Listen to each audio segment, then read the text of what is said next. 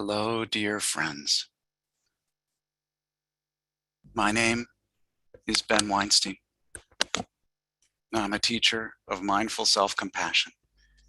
And on behalf of the Center for Mindful Self-Compassion, I'd like to welcome all of you. I'd like to welcome each of us to this mini silent retreat, opening 2022 with compassion. It's such a treat and a pleasure to be here together with you. I'm speaking to you from Bangkok, Thailand. And of course, we see people saying hello from all over the world.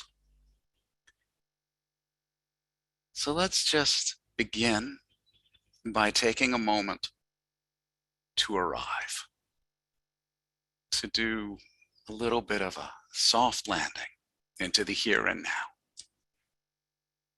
Let me invite you to find any position in which you feel comfortable. And then with your eyes open or with your eyes closed, just taking a few breaths, a few full breaths, and feeling your body breathe right here and right now. If this is the end of your day cycle, if you're sitting on our wonderful spinning planet where the sun is setting, perhaps taking a moment to exhale any tensions of the day. If you're seated somewhere on our spinning planet where it's the beginning or the middle of your day, perhaps imagining you're breathing in some Friday energy. Friday, December the 31st.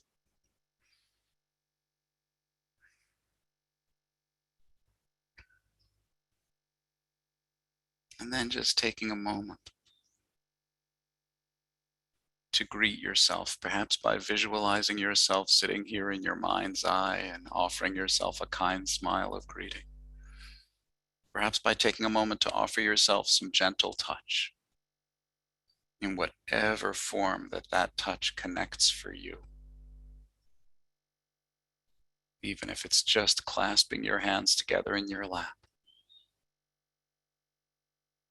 as if saying to this human body, hello, my dear old friend. How are you doing?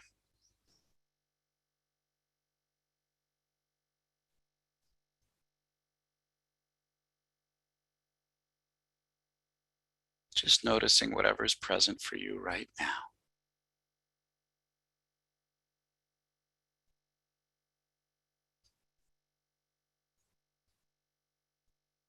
And seeing if perhaps it's possible to make a little bit of space and just let it be like this.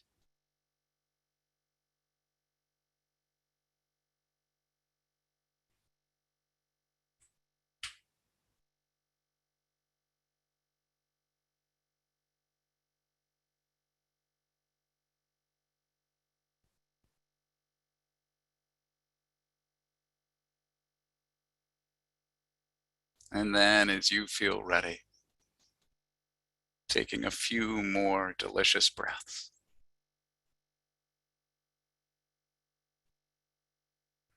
And allowing your eyes to open.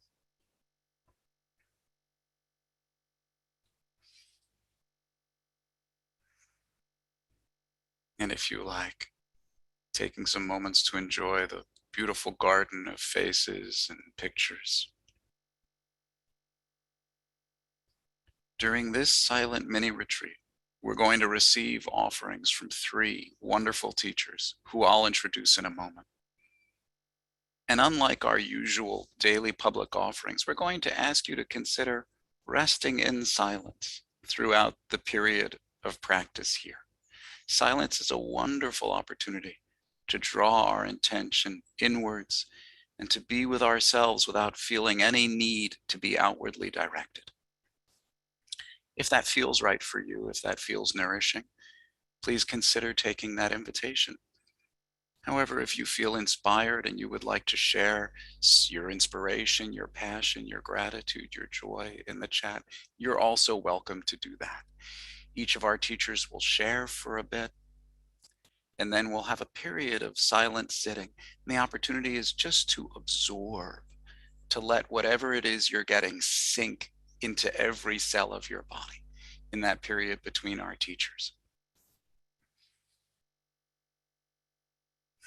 During the period of silence, I'm also going to post a link in the chat if you feel inspired to make a donation to CMSC, which is a nonprofit organization and relies on donations in order to sustain these offerings. If you feel inspired to make a donation of any size, that possibility will also be available. And now I'd like to introduce our teachers, and it's such an honor to introduce these three people. I'm going to introduce all three teachers now, and I won't speak again until the ending of the retreat, when we'll do a brief closing exercise, a brief closing practice. Our first teacher is Steve Hickman. Steve is the executive director of CMSC, a clinical psychologist. He's the author of Self-Compassion for Dummies. And even though he didn't ask me to say this, Steve is an inspiration to mindful self-compassion teachers and therapists around the world. And it's an honor to have him here to lead us in what I think will be an amazing practice. After a brief break, Steve will be followed by Cassandra Graff. And I am so happy to introduce you to my friend and colleague, Cassandra. She is a certified teacher of mindful self-compassion, a mentor and a consultant for CMSC. And she's here today to engage with you as a compassionate community. Cassandra hopes that this engagement here will build on the efforts to move compassion into our world, because our world, Cassandra believes, deeply needs more compassion and self-compassion. And then, after Cassandra's offering and a brief break, we'll hear from Siri Chandler. Siri is a certified teacher of MSc, a citizen of the United States and Thailand, who lives in Pranbury, Thailand. Siri is looking forward to offering a practice that includes exploring questions of heart and mind so as to motivate ourselves into 2022 with self-compassion, courage, and creativity. Extending this out from our hearts and minds into our lives. Siri's practice will be a spacious practice that allows time to breathe and tune into the experience and intentions more deeply. Some of our teachers may use bells during the practice tonight as a signal that the practice is ending. So we just want to let you know about that ahead of time. So now I'm going to offer the floor, the screen, to Steve Hickman. Thank you, Ben, for the kind introduction and for this offering that you and Layla have put together. It's a pleasure to be with everyone here today. It's good to see some familiar faces and some new faces. And to just be with all of you. I have a bit of an agenda. You don't have to have any agenda at all except to be here, and you've already accomplished that. So congratulations, let go of needing to do anything else. And what I wanted to practice with you around is how we close the door on an old year and open another door to a new year. That's where we are right now, in that corridor between those two, about to close a door and open another one.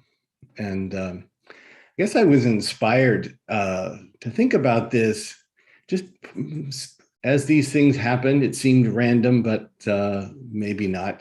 I came upon a video of a talk show where a comedian was kind of doing a riff on the year, the previous year, and basically was going on and on about how horrendously awful the year was. And it sort of, there was this big buildup as if like, just talk about this lofty year that we just had, and then basically said it was crap in various ways. And it was all very funny. I think it was from like 2014 or something like that. And I thought to myself, man, you ain't seen nothing yet, on the one hand. And then I thought about how, with a little bit of distance, how a year can seem different, and how we may want to sort of slam that door closed, or forget this year, or write it off, or somehow eliminate it from our memories.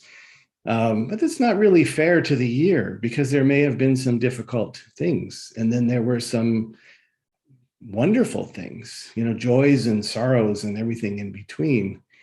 And what have we lost when we simply write off a year, label it?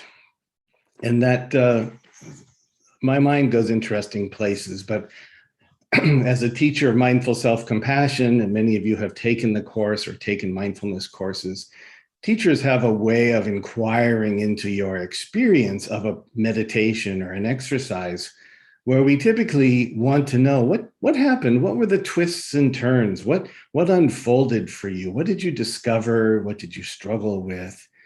We don't typically take it at face value when you say, oh, that was a good meditation, or I love that meditation, or it was a terrible meditation, or I hated that meditation. We want to know not why or anything else, but how did it go? What actually unfolded? Because there's gold to be discovered in the details, in the moments, in the experiences. And we don't quite know what they mean at the time. And many of you are probably familiar with a Zen story about the farmer who works his little farm as hard as he can to provide for his family. And he has a horse that he uses to plow the fields. And one day the horse runs off, and the villagers all come to him and they say, oh my gosh, this is such bad luck. We're so sorry for you. And he said, well, bad luck, good luck, who knows? And they looked at him like, is this guy crazy or what? And then a few days later, he looks up and a whole herd of horses, along with his original horse, come running back in. And everyone is like, oh my gosh, this is so wonderful. Such good luck that now you have all of these horses to work your farm. And he says, well, bad luck, good luck, who knows?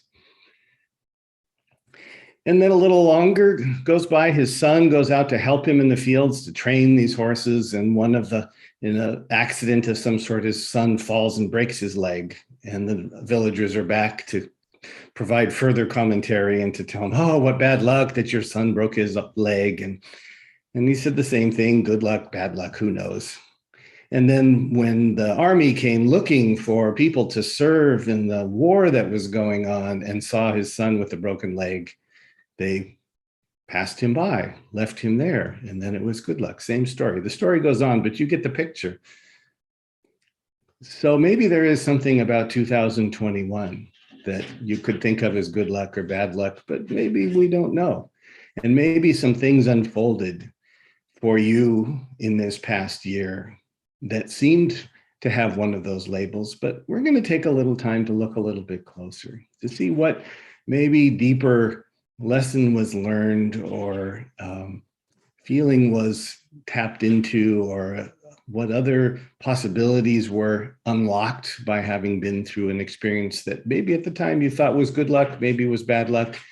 What if we let go of the luck thing altogether and just came to terms with our experience as it was, and see what richness can arise.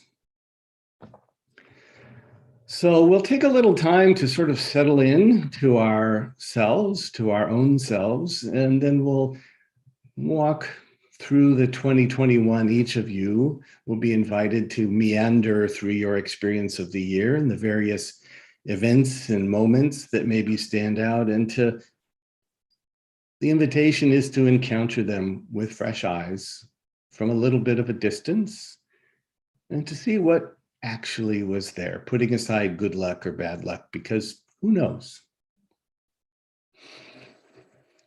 So if you'd like to just take a moment maybe to kind of bring your attention inward off of the screen for a bit, and to find a place for your body that is supportive, settled, to whatever degree still and comfortable, whatever is available to you, really checking in with yourself around that fundamental question of self-compassion as to what do I need? What does this body need just now?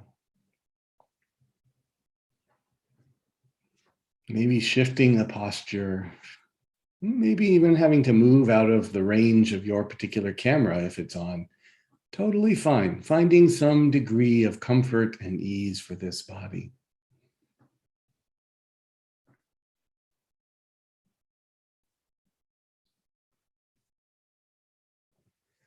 Finding your way to the breath, your breath, this very breath that you are breathing. Maybe tuning into it. It has continued to breathe itself since the last time you noticed. Letting yourself ride on the flow of breathing without having to breathe in any particular way.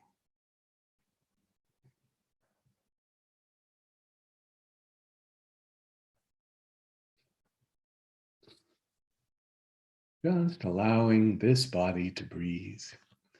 And if you'd like, maybe giving yourself a gentle reminder of in some form of the way in which you intend to practice today and every day with warmth and kindness. And that might include a hand on the heart or some other place on the body that is supportive or soothing to you.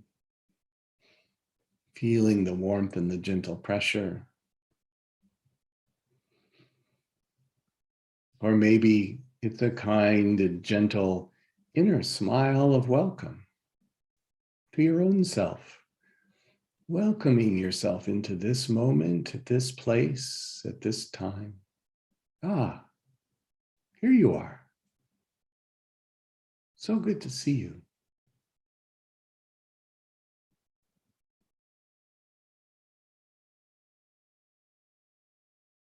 Maybe letting that smile gently turn up the corners of the lips, the eyes to soften, the brow to unfurrow.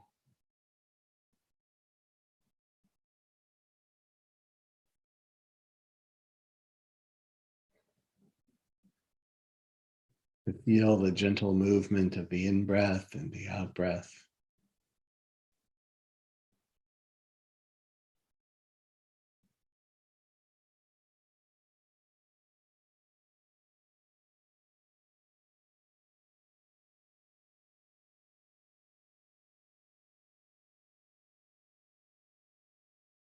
Letting yourself be nourished by the in-breath and relaxed or cleansed on the out-breath, letting the breath do what it does.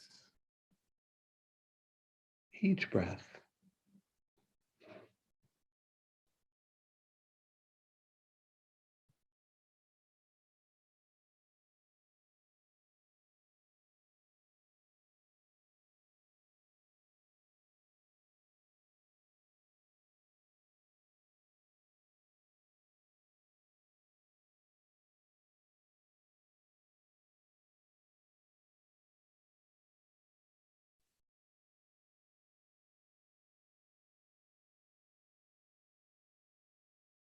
No place else to go, nothing else to do,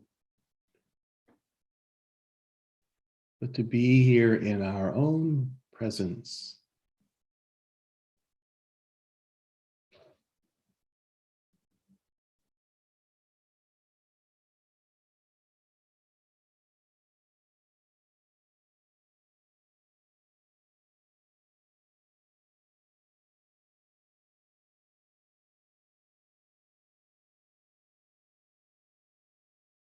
Allowing this one moment to be enough.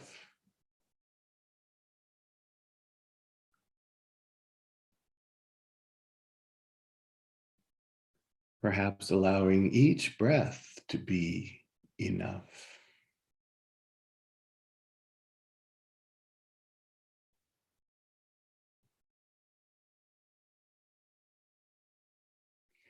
And maybe, just maybe,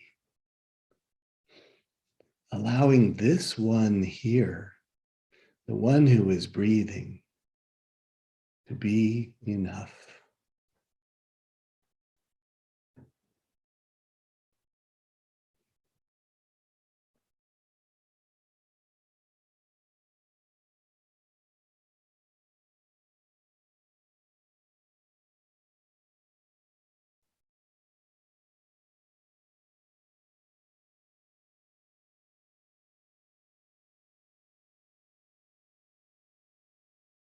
Right now, it's like this.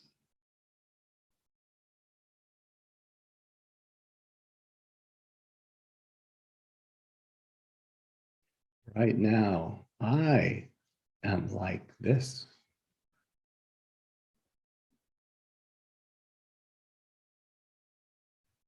And it's enough.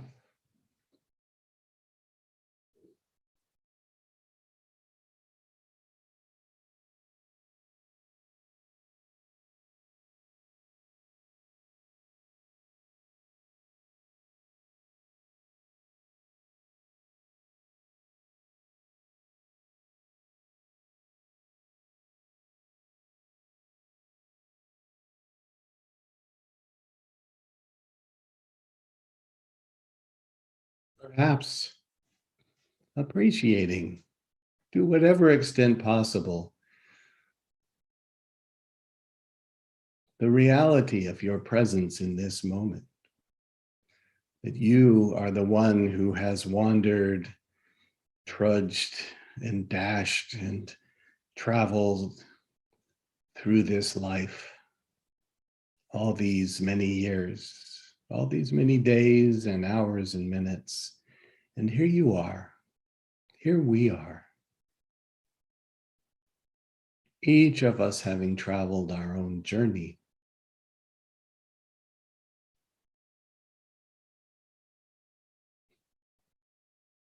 And come upon this crossroads in this moment together.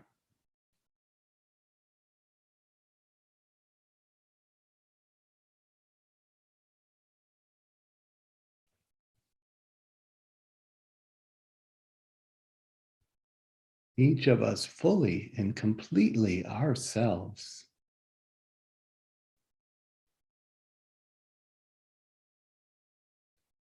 Having been shaped, molded, tested by our own lives into this being who is sitting here with a hand on the body, simply breathing.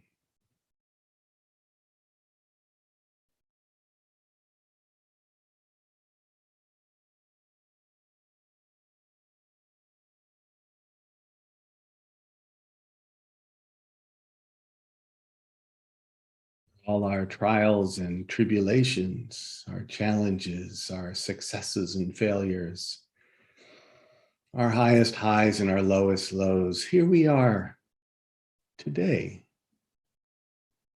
just as we are.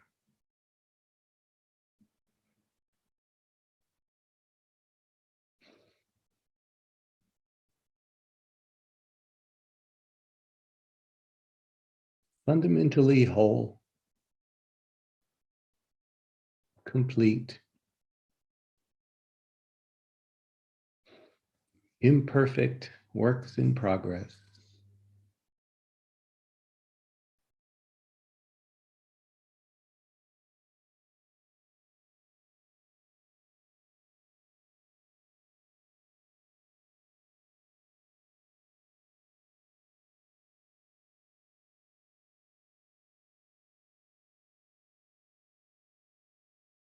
As you're ready, giving your mind permission to wander through the landscape of 2021,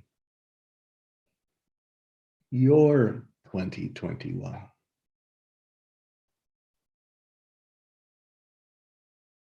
as you would through a garden, a field, a forest. And pausing now and then to take note of whatever arises in your awareness of this year, of this time in your life. Events, people, places, ideas, accomplishments, challenges, losses, gains, surprises, gifts received or gifts given,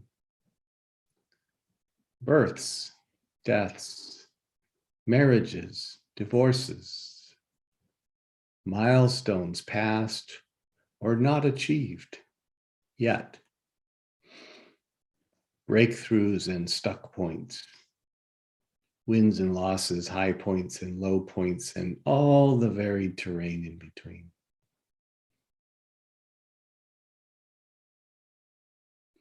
Holding it tenderly, gently, without agenda, except to be perhaps a little curious.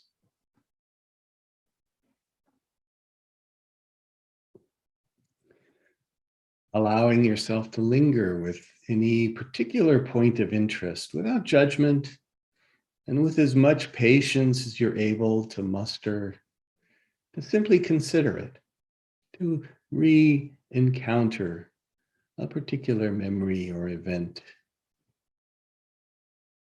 to perhaps open your heart to being present with it in whatever way is right for you.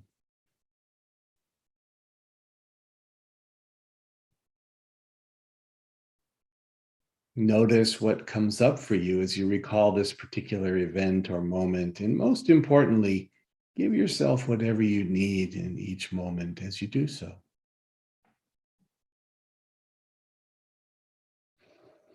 Maybe a breath, a pause, some savoring, some resistance, whatever is called for, some soothing or comforting as you encounter the moments, the steps on the path of 2021.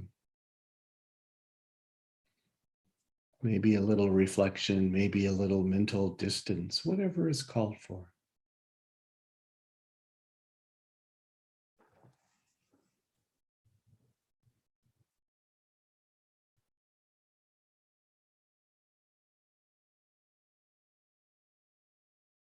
Please know that if any particular event or memory is a bit challenging or painful for you just now, a little too raw or fresh, just give yourself permission to acknowledge. Acknowledge it as something that you've experienced, maybe even imagining yourself bowing to it politely, acknowledging its presence and gently moving on to something else. No need to force yourself into any encounter.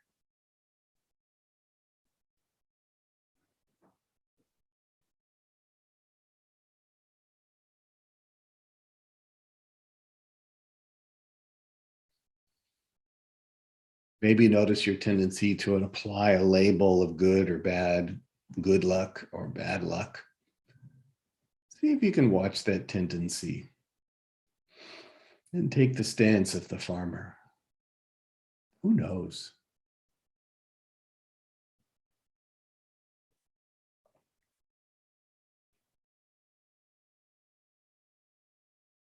Can you reconnect with the feelings that came with that event?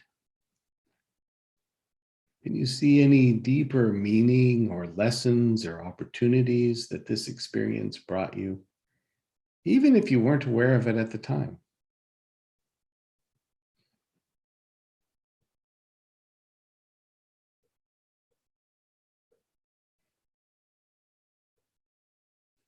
And this isn't necessarily about finding a silver lining or a bright side, but just to be willing to consider the whole experience in its entirety, in context and in retrospect. To observe how it unfolded and perhaps how it changed you in some way.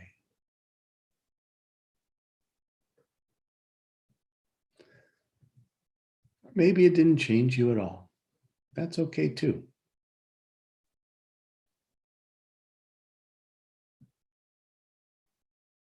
Not every experience has a deeper lesson or message, but many do when viewed from a little distance with some kindness and patience and self-compassion.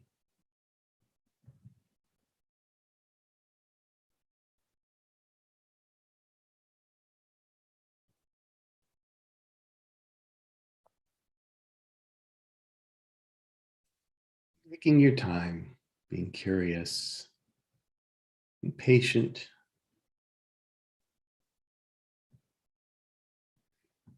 and kind with yourself, including yourself as you were at the time.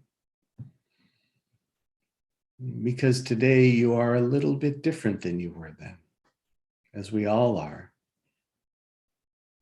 Constantly growing, works in progress.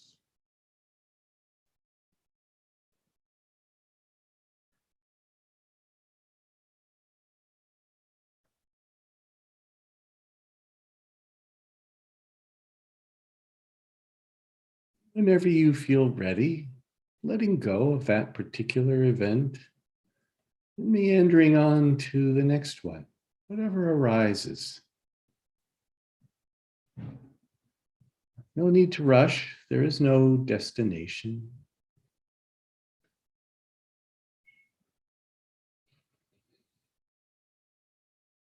I'll let you move at your own pace with less guidance and more space to explore the landmarks on your journey of 2021 with this kind and gentle approach, opening your heart to the moments.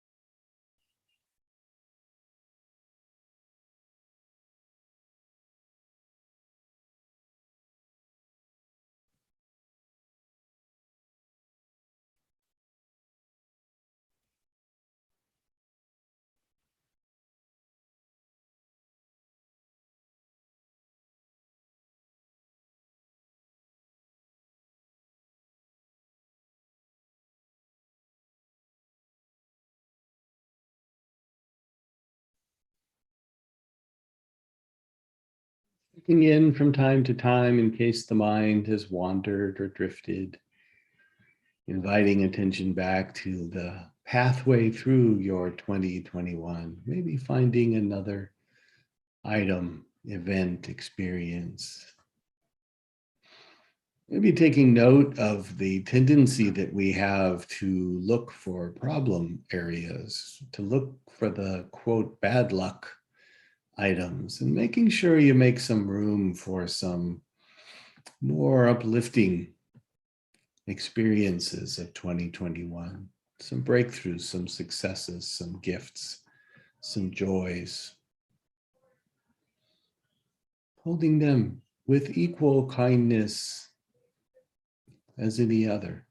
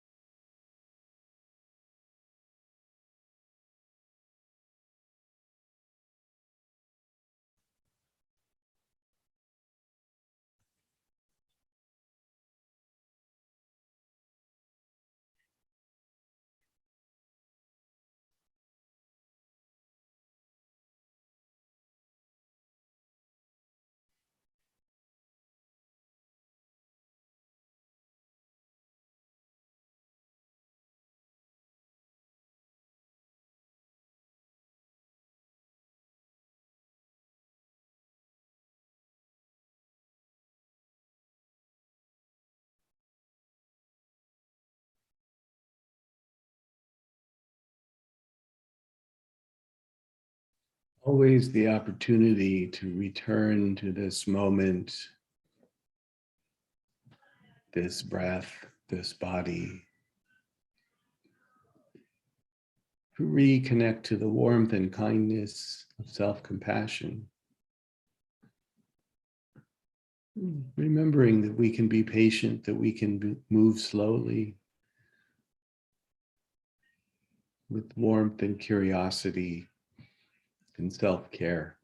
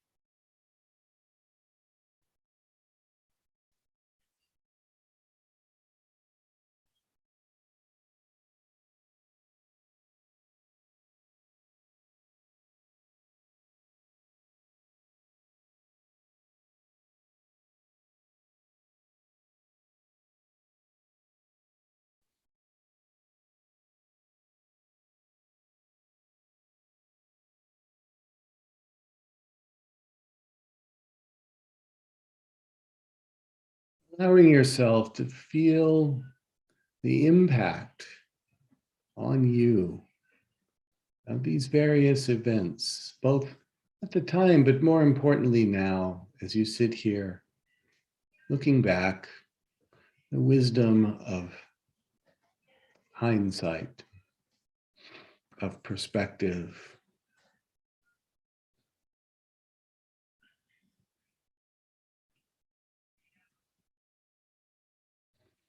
not needing to change the experience, simply to appreciate it in a new way, each one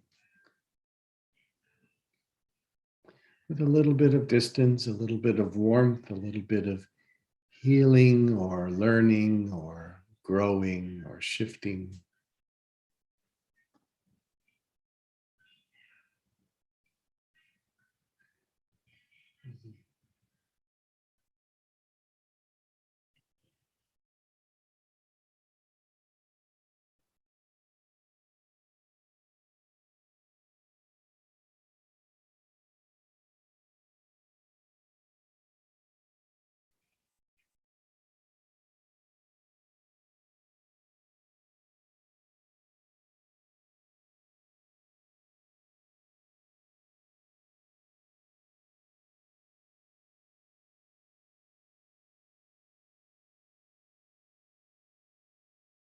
Letting go of any questions or need to understand,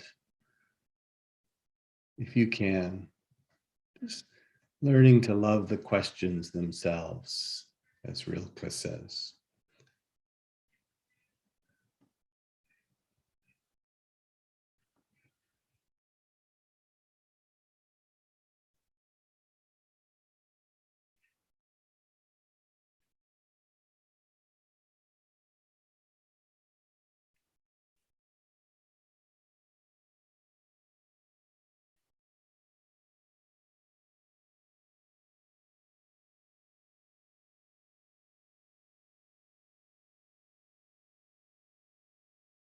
Continuing to move through the landscape, the garden, the forest,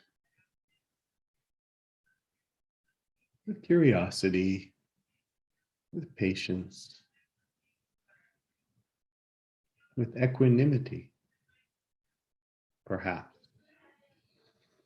Whatever is available to you in this moment.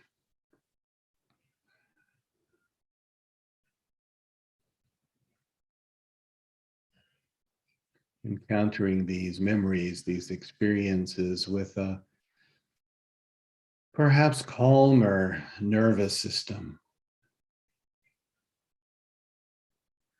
less of a narrow focus, more of a sense of groundedness and presence and warmth.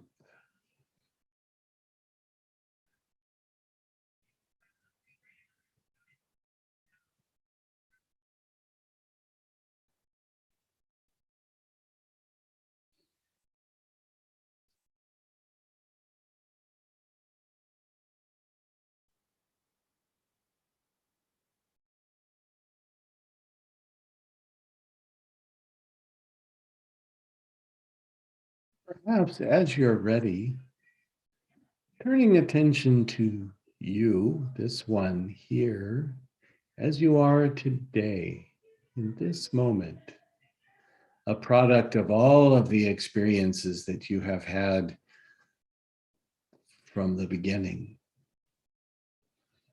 Meeting yourself here, having had this year, in whatever form it took.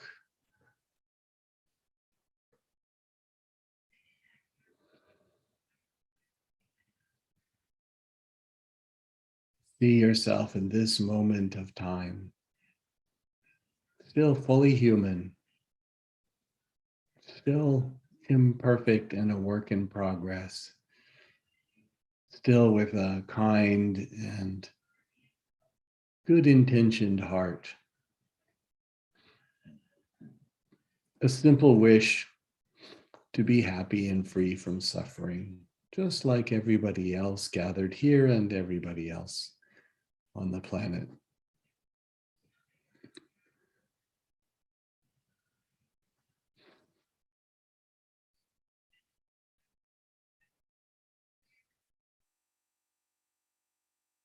For all the experiences that have unfolded and arisen in all the days and moments of this life, here we are.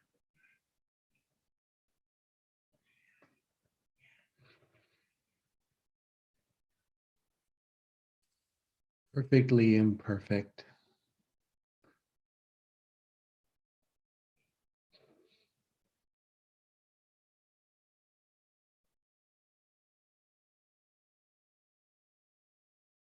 And from this place, turning to what lies ahead through the doorway of 2022.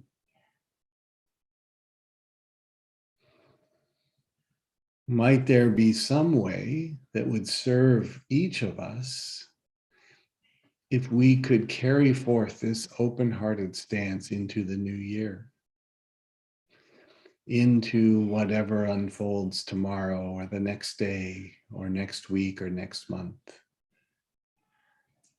with some degree of this equanimity, this warmth and kindness, this willingness to see all sides that we can see.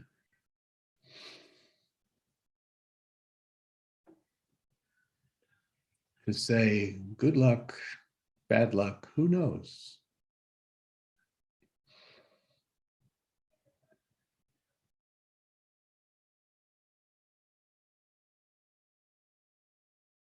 Seeing if there might be some way that we can cultivate a kind and curious exploration of each new moment, perhaps through the practice of self-compassion.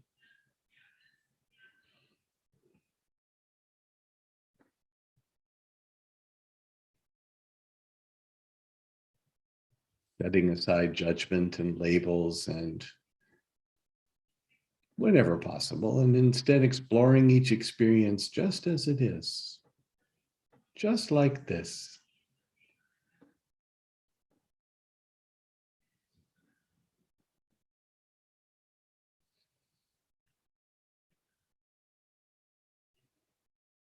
A loving heart and whatever degree of receptivity you may be able to bring to a moment.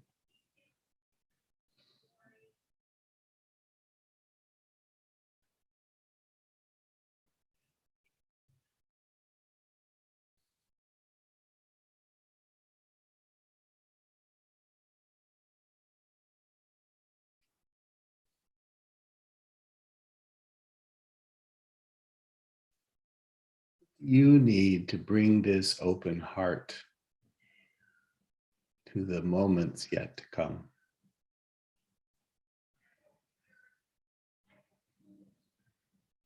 And what might be gained? What might be lost?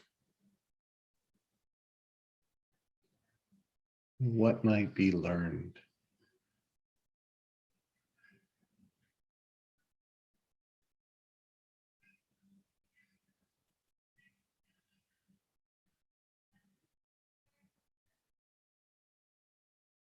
Loving, open heart.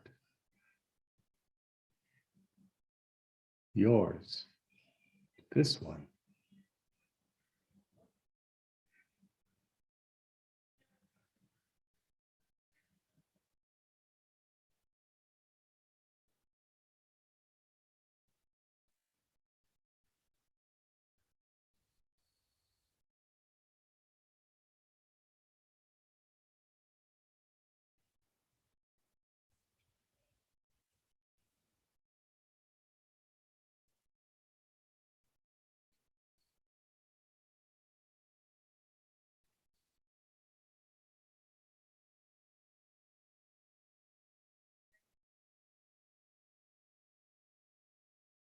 Perhaps you have discovered something that you hadn't found before. Our tendency is not to look further at things that were challenging, to appreciate what other lessons might have been learned or opportunities might have arisen.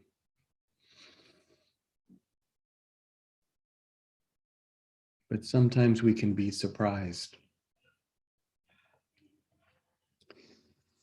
I think this is particularly well reflected in a poem by David White, the title of which is The Well of Grief. But it isn't just about grief. Those who will not slip beneath the still surface on the well of grief, turning down through its black water to the place we cannot breathe, will never know the source from which we drink, the secret water cold and clear, nor find in the darkness glimmering the small round coins thrown by those who wished for something else.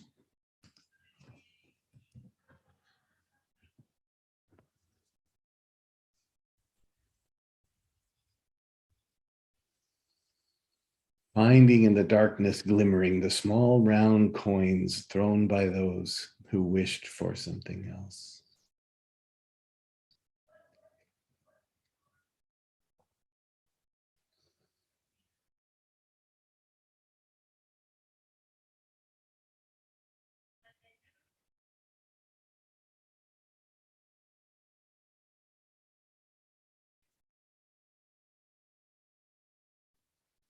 Allowing yourself to let go of this practice entirely, to maybe take some moments to just rest in your own experience, to be exactly as you are.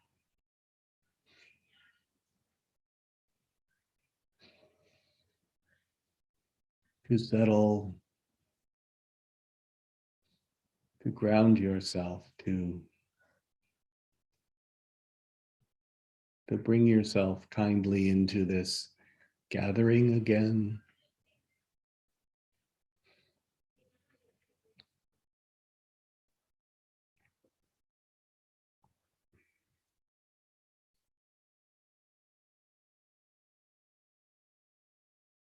To allow the experience to be just as it was.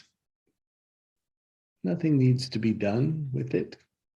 Of course, you are invited to reflect in this way, of course, on any experience, but letting go of agendas, just letting it be what it was and what it is, and to be kind and gentle with yourself as you gently draw one door closed and open the other.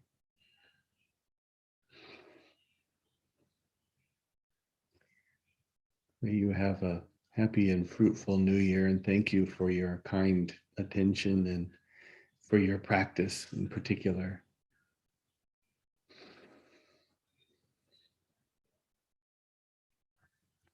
It's my pleasure to be here with you. Thanks.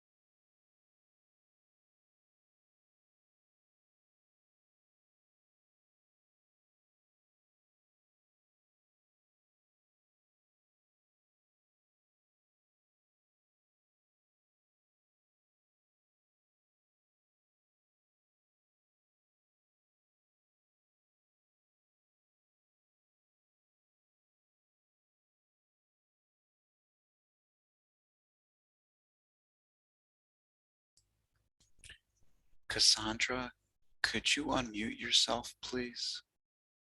I'm sorry. I am so sorry, Ben. Thank you. Thank you. Wow. Hi, I'm Cassandra. A warm welcome to you, whoever you are, from wherever you are. This is a great global gathering. It's good to be here with you. 2021 has been a challenging year for all of us, but we can take heart in the strength of this compassionate community. We can gather together in the midst of difficulty. And as we gather, we can encounter each other and share this precious moment. As Paulo Coelho, the Brazilian activist and author, said, this is like a little parenthesis in eternity. We can enjoy it together. As we come to the close of 2021 and transition into 2022, let this be a celebration of kindness and compassion. This can be a celebration of goodwill. Dare we? Dare we say we need it? We long for it? I need it. I long for it. As with life, compassion can be hard, tough, painful, messy. But so what? It's real. It connects us with the truth. Can we embrace the full catastrophe of life, of humanity? And as we close this year, can we reflect on how are we treating ourselves? And how are we treating each other? Socrates said, be kind, for everyone you meet is fighting a hard battle. And I would add, that includes you. Are we willing to see, really listen to ourselves and each other? Who knows? We may discover a tremendous beauty in each other. That can be contagious, but oh, what a contagion. Shall we create a kind, compassionate, judgment-free zone right here, right now, and take this into the new year? We don't need to do it perfectly, maybe just in small, messy ways. As Maya Angelou, the late poet, said, do the best you can until you know better. Then, when you know better, do better. This may be a more sustainable way to live. I know it keeps me going. Kindness and compassion are the engine, the elixir for my struggles, for when my heart is hurting. And there's a secret ingredient in there, love. Or as we say in Greek, agape. It's the secret ingredient. And it's the only force that can alter the course of other more destructive forces. And we can tap into it if we can just remember to. It's there for us. We just need to remember it.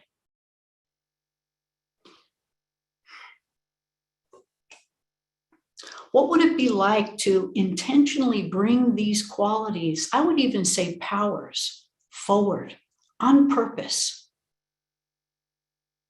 To find ways to see the longing for love and kindness in the eyes of everyone you encounter, including ourselves.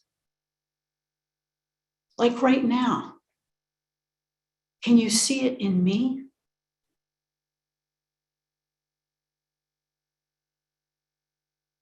Can you see it in my eyes?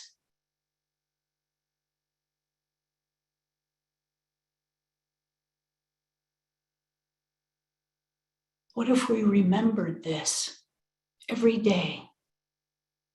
How might this change how we treat each other? How might this change our world?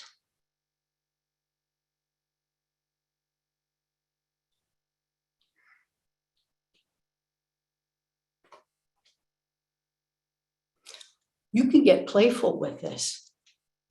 You could be a rebel and say no to harm, no to unkindness. And you can do this with the renewable energy resources of love, kindness, and connection. I don't know about you, but I don't have time to not do this. Life's too short, too precious. I don't want to miss it. And it can be a heck of a better ride this way. And it's contagious. My kind of contagion. So how do we do this? Well, thankfully, we can call on self-compassion for support. Self-compassion is a platform for self-kindness.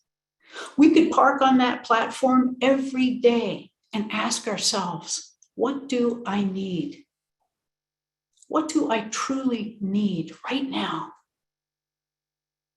To bury my face in my dog's fur? To have a good laugh? To practice self-compassion on the spot? To receive a warm hug from myself? Hokey as that may sound, you are at your own disposal.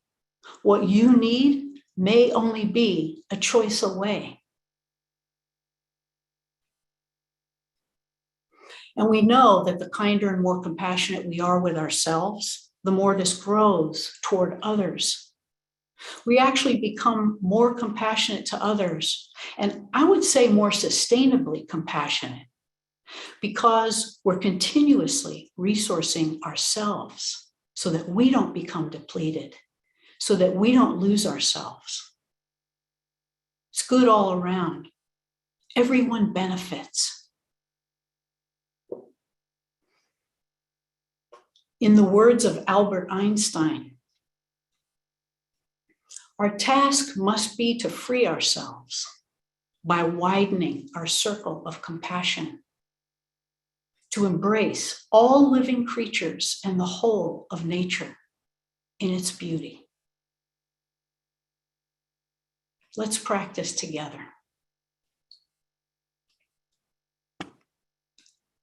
So, taking a moment now to get as comfortable as you possibly can, asking yourself the core mindful self-compassion question, and that is, what do I need right now? Even physically, adjusting in any way you need, adjusting in your body, maybe sitting, perhaps lying down, bringing in an extra blanket or pillow.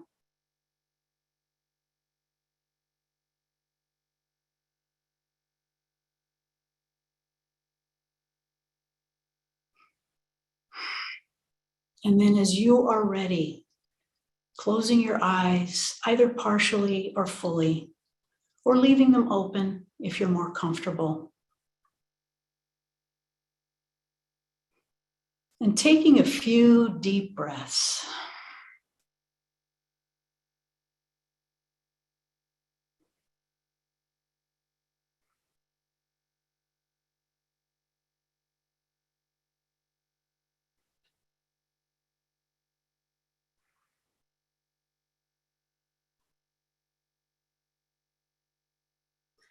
And then just letting your breath be natural. And bringing attention all the way down your body and into the soles of your feet. And feeling your way into your feet. And just noticing where they may touch a surface, like the shoe or the floor.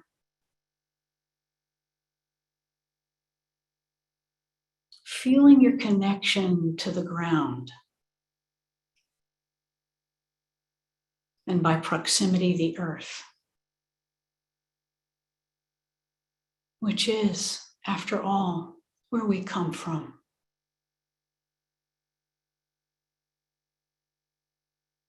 Taking a moment to feel your connection with the earth.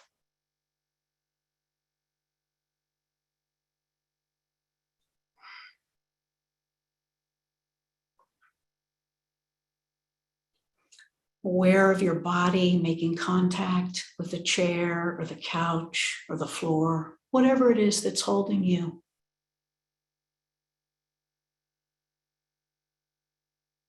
Allowing yourself to be held, supported.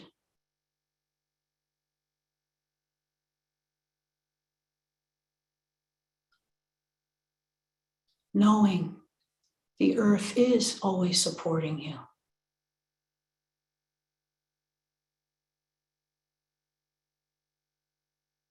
And there's nothing else you need to do right now.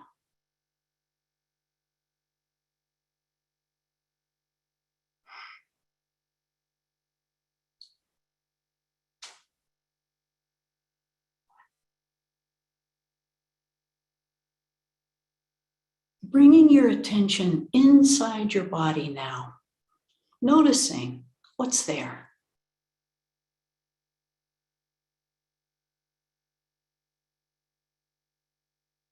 Any lingering stress?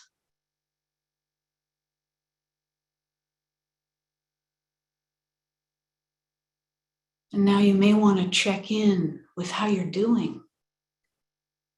So bringing attention to your heart beating in your chest.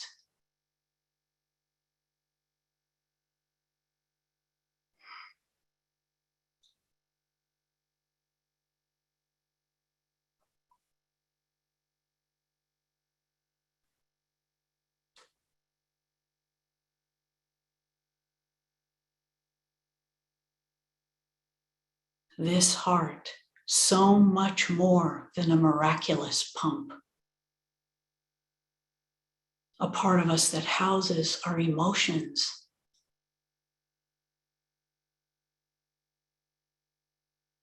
I'm taking a few breaths now in and out of your heart region.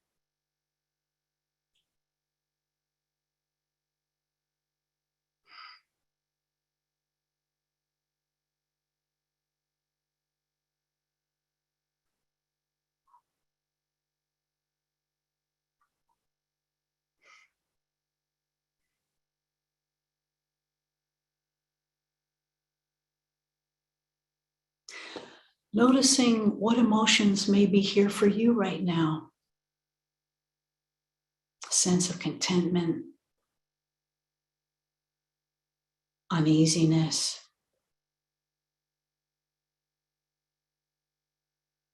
excitement, sadness,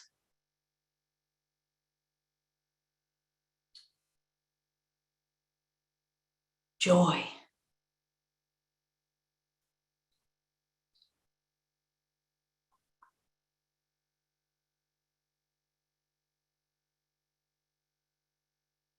Or nothing at all.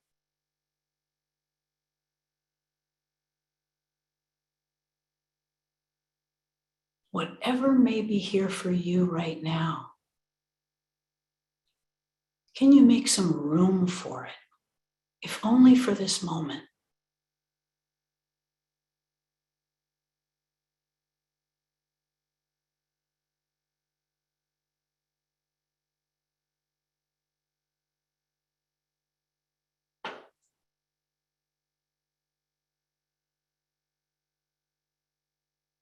And for whatever might be here for you right now, can you bring some kindness to it, to yourself?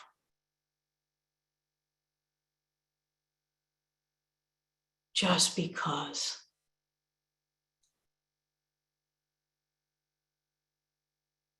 Just because.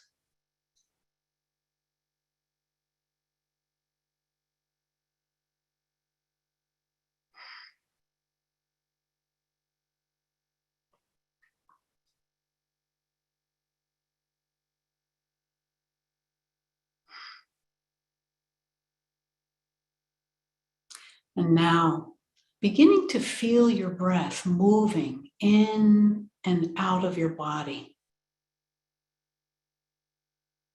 Feeling your breath moving in. Feeling your breath moving out.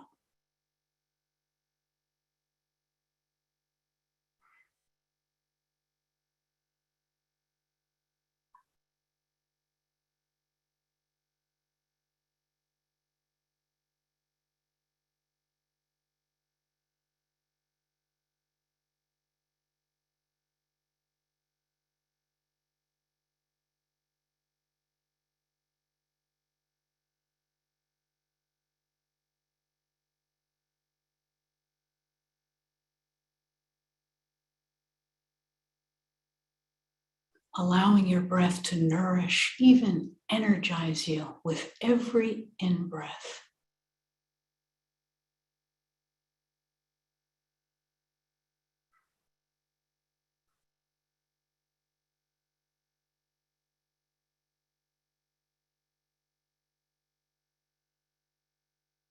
And relax and release your body with every out-breath.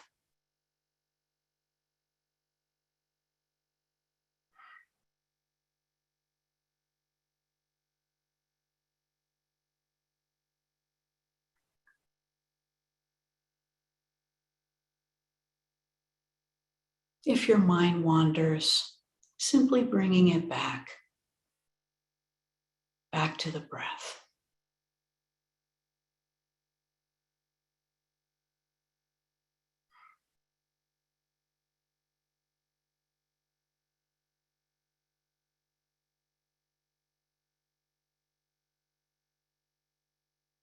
If you are uncomfortable with the breath, feel free to give yourself something else, like a form of touch, some kind words, opening your eyes, looking at something outside of yourself.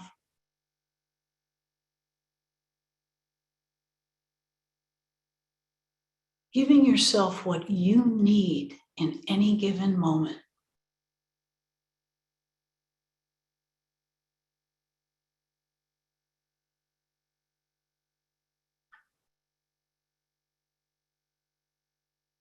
And if you are feeling the breath, feeling the rhythm of your breathing,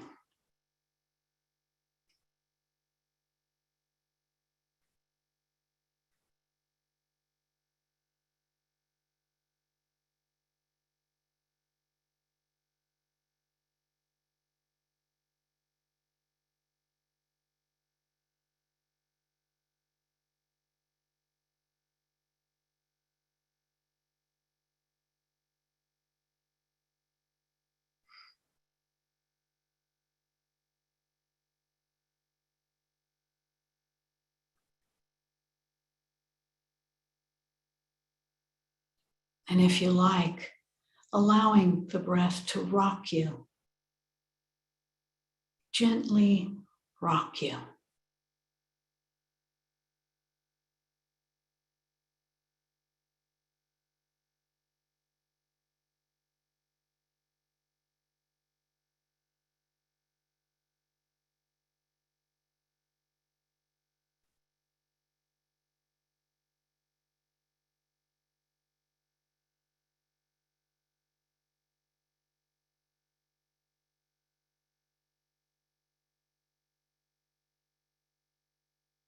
Feeling your body subtly swaying with your breathing.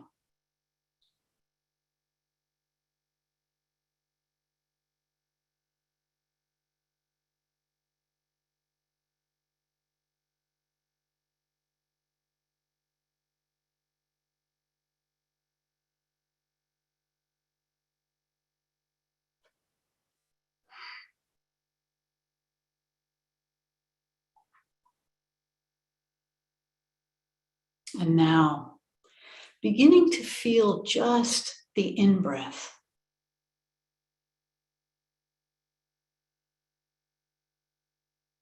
Letting every in-breath be for you.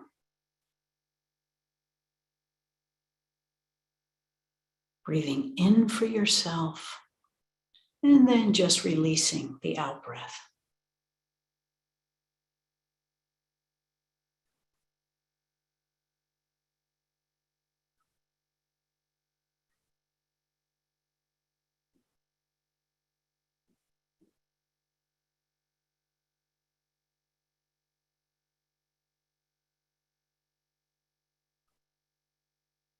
You may want to breathe in something good, something you may need or want right now, like some kindness, care, love.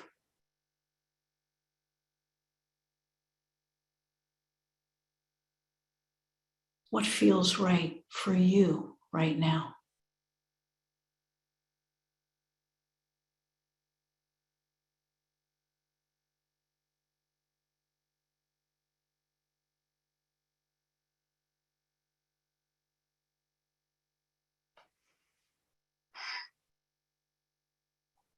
Maybe you need a little tender compassion,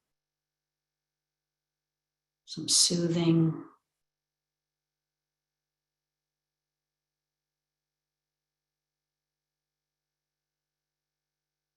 validating,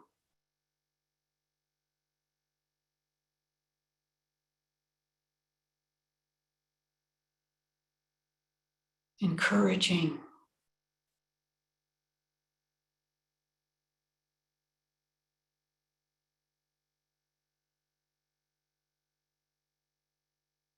Or maybe you need a little fierce. Perhaps breathing in some strength.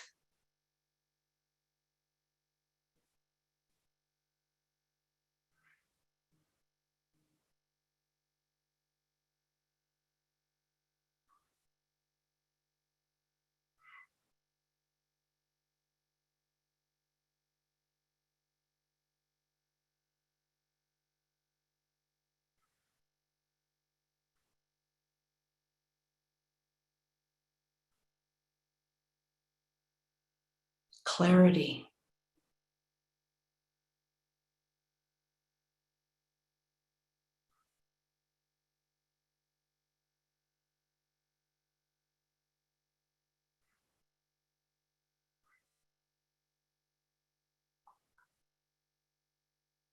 Courage.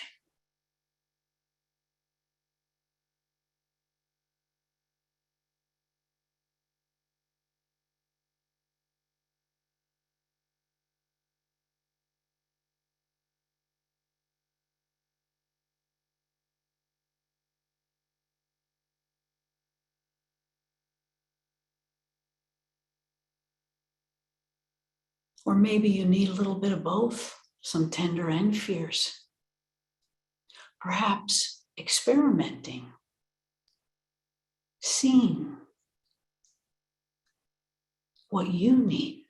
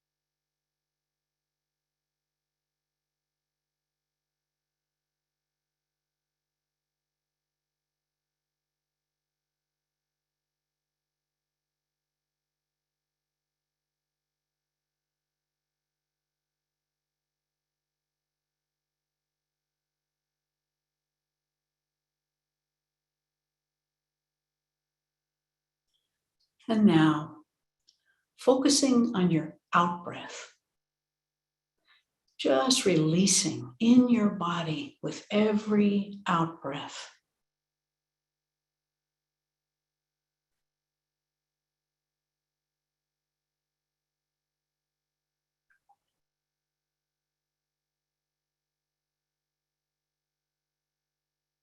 Feeling the ease of exhalation.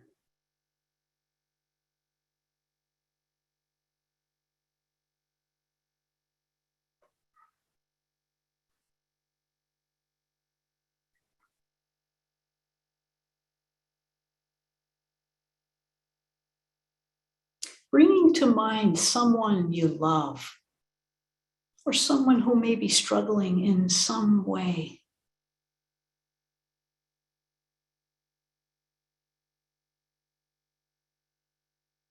Taking a moment to bring someone to mind.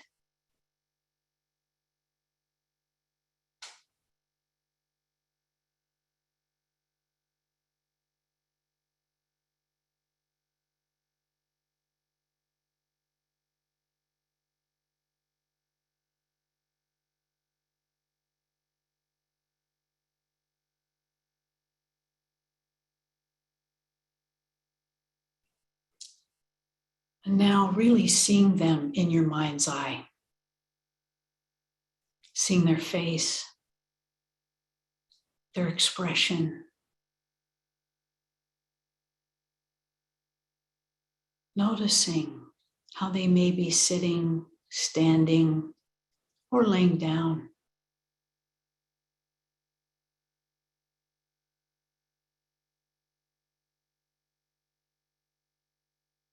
And taking a moment to feel in your body what it feels like to be in their presence.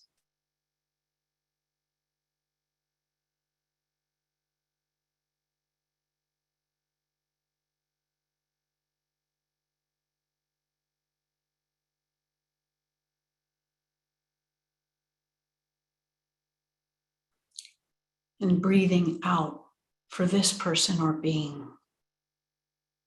Sending out something good for this one.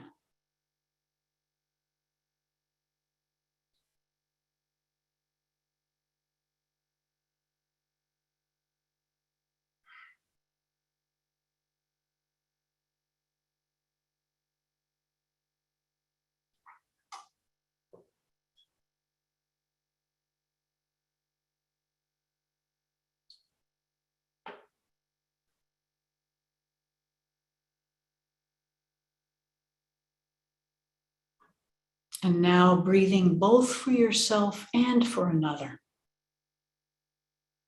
And letting your attention linger mainly on yourself over and over.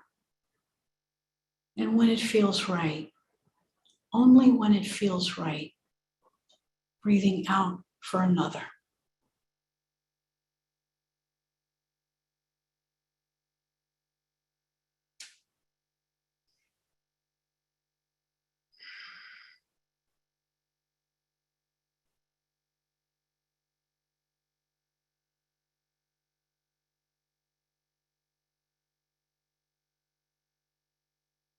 If you would like, bringing some supportive or soothing touch to yourself.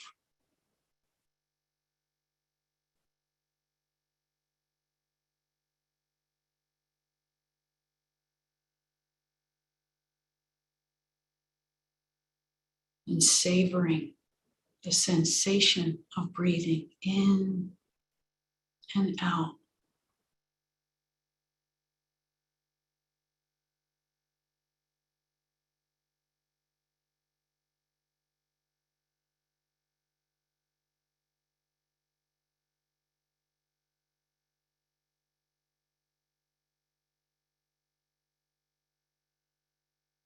Finding just the right balance.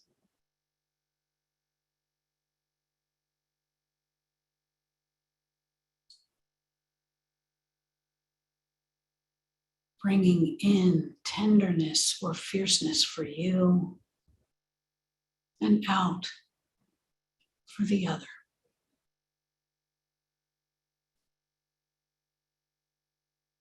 In for me, out for you.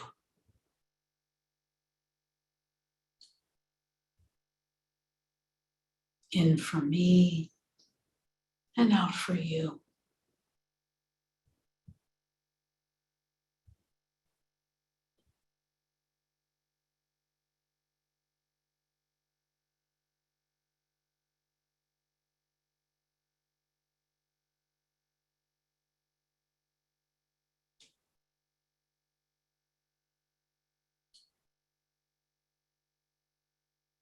Allowing your breath to move in and out just like the ocean, moving in, moving out.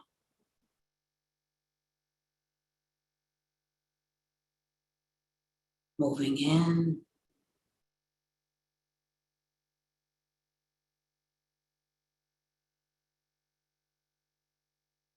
moving out.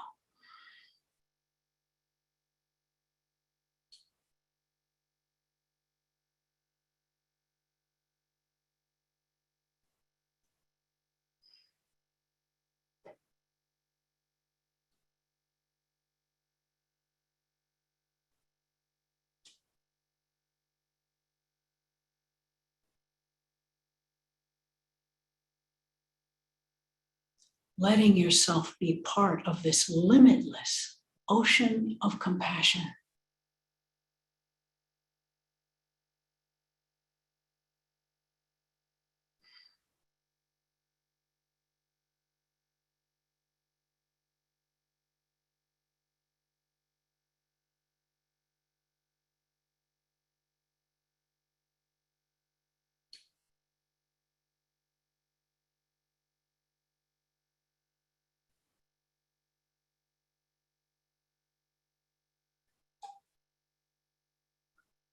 And if at any time you need more for yourself, don't be shy. Maybe you need a little more support, care. Go ahead and give it to yourself.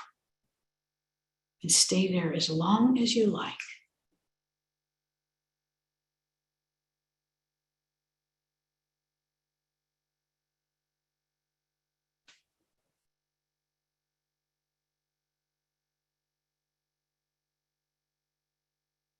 Or if you would like, breathing goodwill in for yourself and out for others.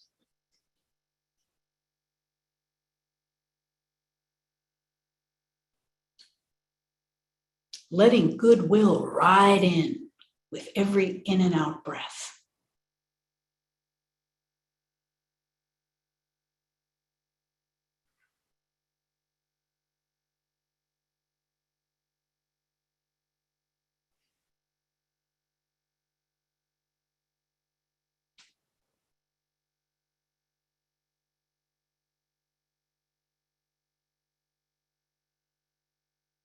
Breathing goodwill in for yourself and out for those of us who are gathered here with you. With you in this community of compassion.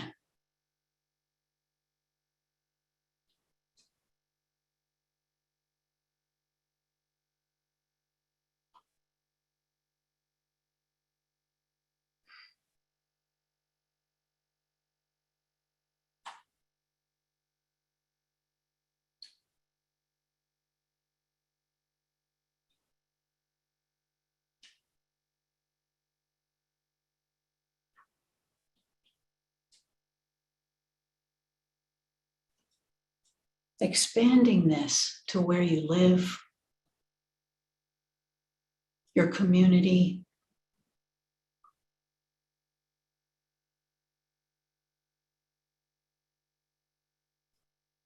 your country,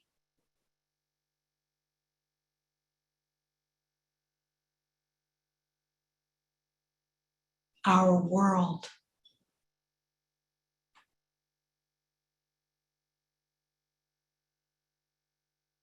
The earth and beyond.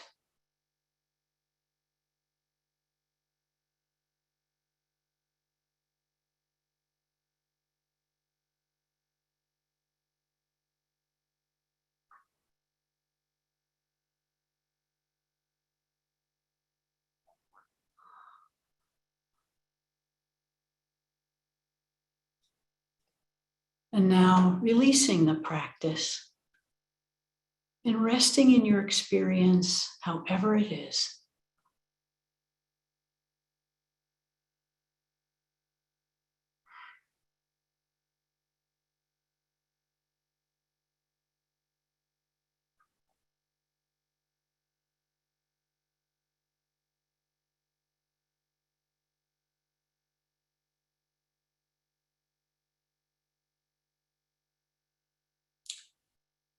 And while your eyes are still closed or resting open with a soft gaze, taking in the words of this poem, If It Is Not Too Dark, by Hafiz.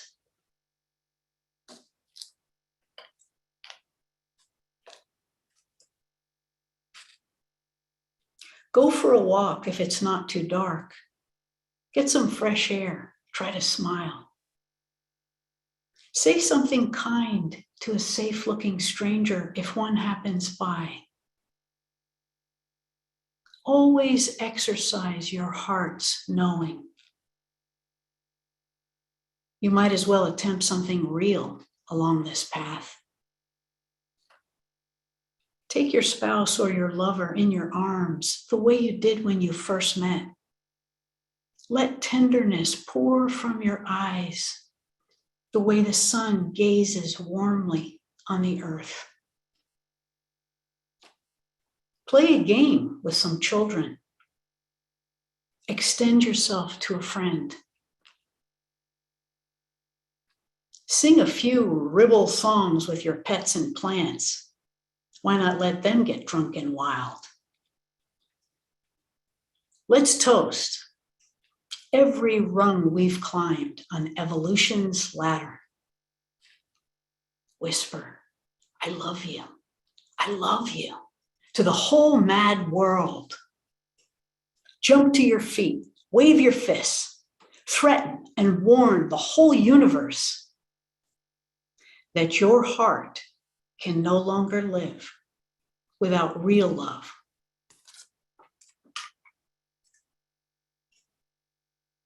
That your heart can no longer live without real love.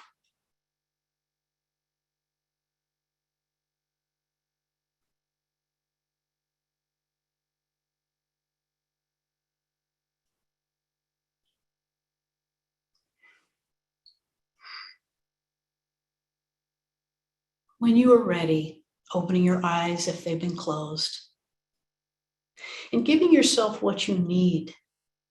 Maybe this is a stretch,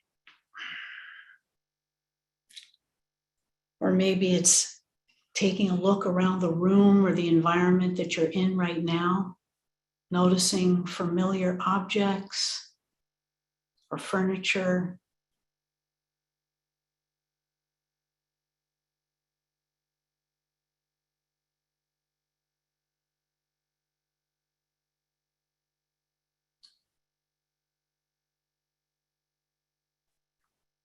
And if you like, allowing yourself and allowing your eyes to rest on something that feels good,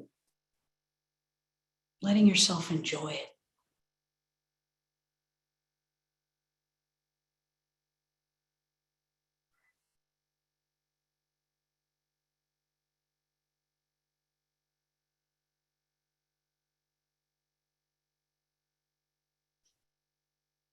And then when you are ready, bringing your eyes back here to us.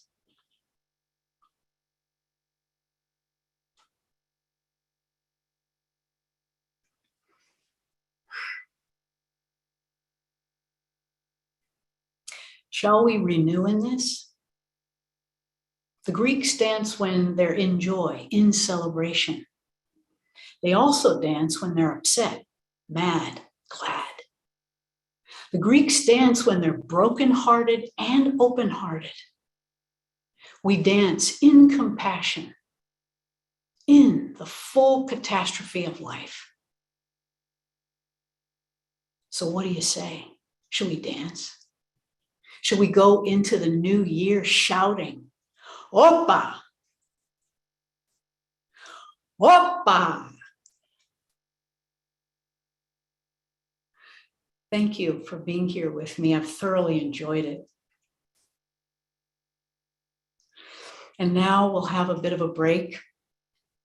And please maintain the spirit of this community by breathing together in silence and just enjoying the energy that we've shared together. And in the true spirit of compassion, please give yourself whatever you need. And chat will remain open if you feel inspired to share with each other. Bye-bye.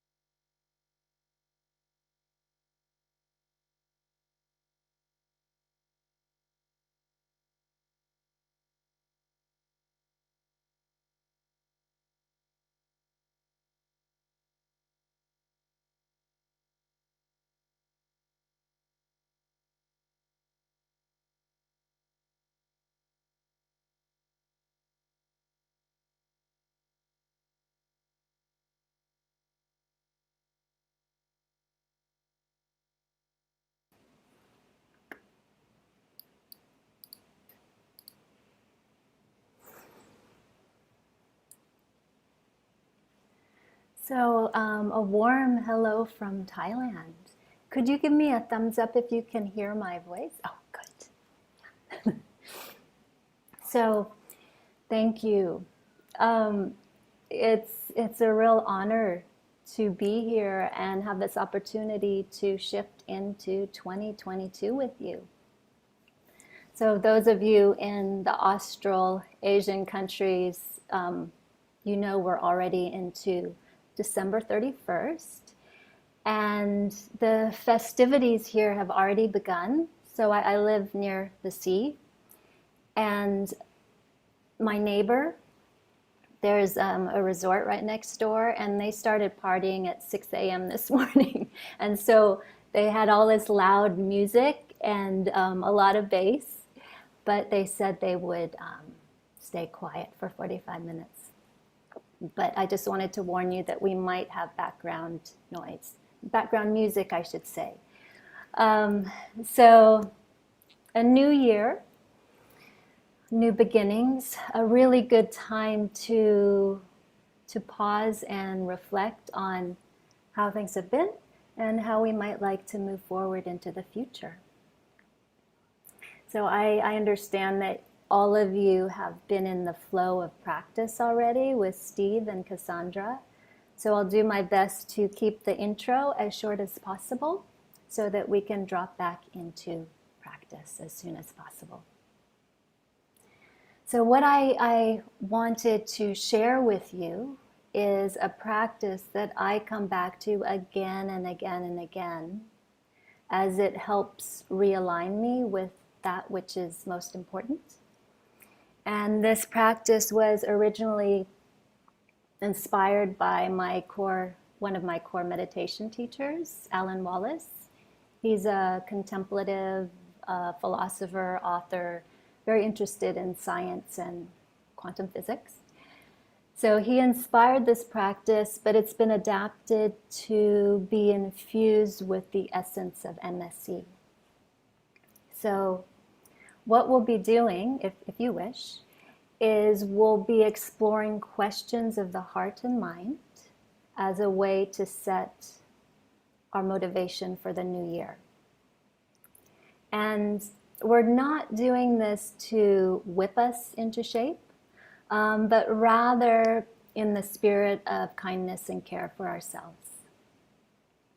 So if you're like me at all, sometimes you might get stuck in these self-limiting beliefs. You might know that saying, you can't teach an old dog new tricks, or some people, they really hold on tight to this idea, this is just the way I am, these are my habits, and I'm always going to be like this. And when you look closely, these self-limiting beliefs, they really strangle our imagination. So what would it be like if we were aware of the limiting beliefs, if we were able to let go of them, or at least hold them more lightly, so that we can open to the vastness of possibilities that truly exist? So the truth is, we change, it's natural. Neuroplasticity is a fact. So we're always in a constant state of flux, changing throughout our lives. So we'll be exploring what it might be like to open to the vastness of possibilities that truly exist as we move into 2022. And I just want to note that to actualize our potential for greater well-being, it's helpful to first set our motivation in a direction that we find meaningful. So it's like we're creating a vision, an image for what our possibilities are. And to give you a very materialistic example, this room that I'm in right now, it's an Adobe mud meditation room.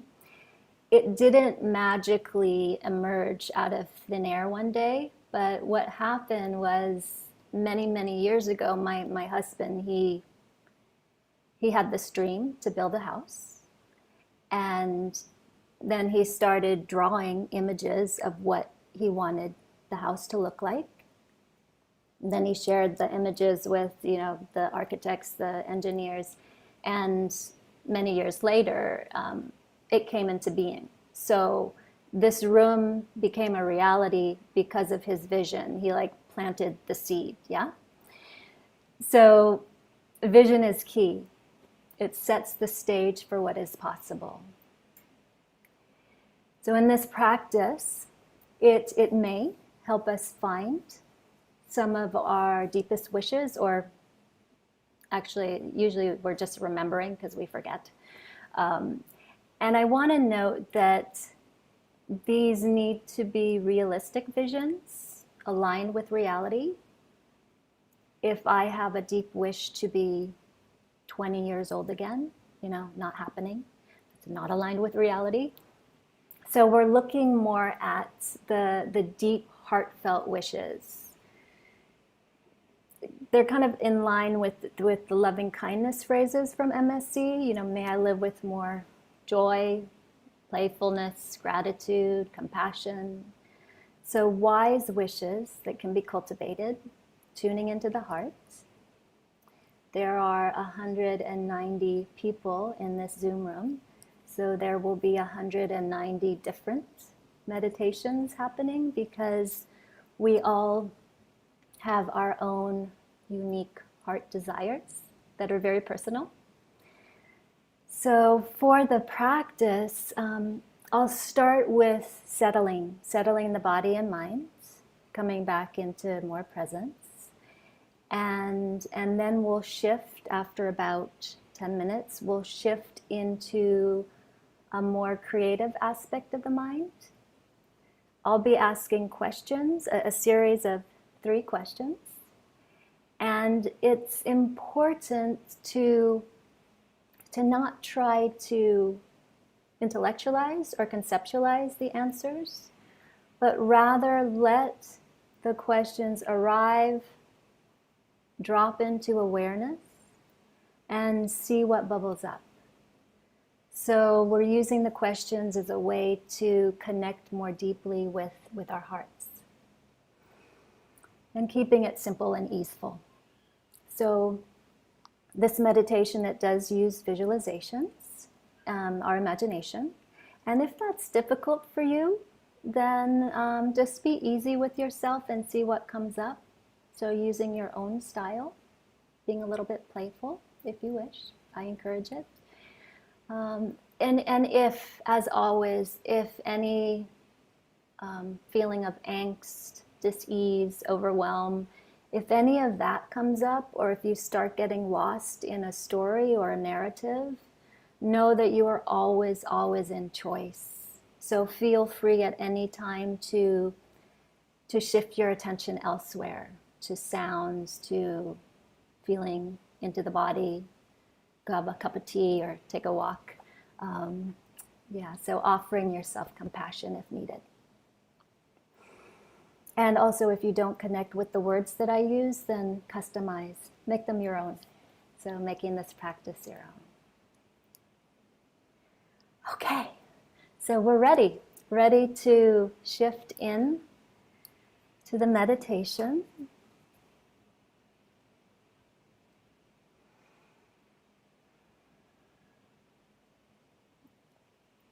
So finding a posture that's comfortable. And this can be done seated, standing, or lying down. You might make any adjustments that would help feel more easeful in the body.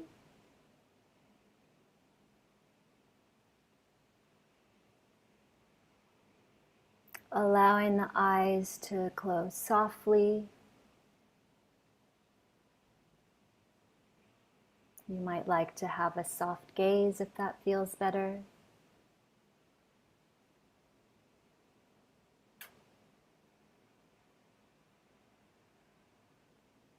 And bringing attention into the body, right down to where the body's connecting to whatever is supporting you. The floor, the chair, the bed.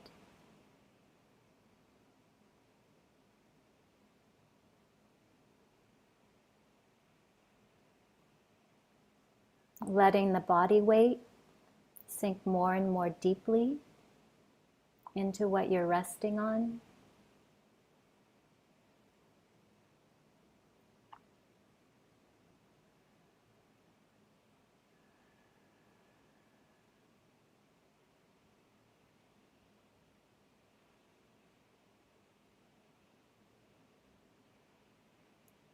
Feeling into the downward movements, the downward energy of gravity holding you here.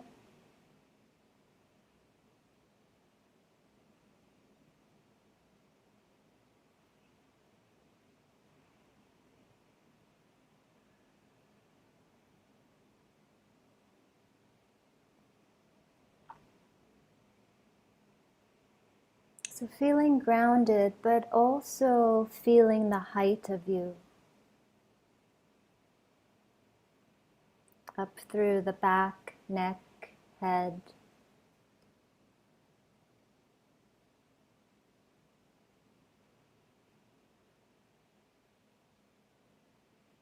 Shoulders down, relaxed.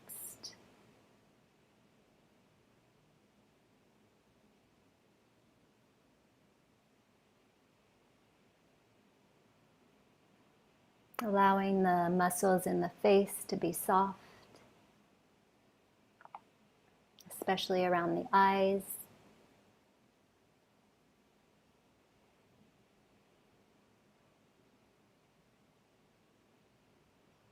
The forehead spacious.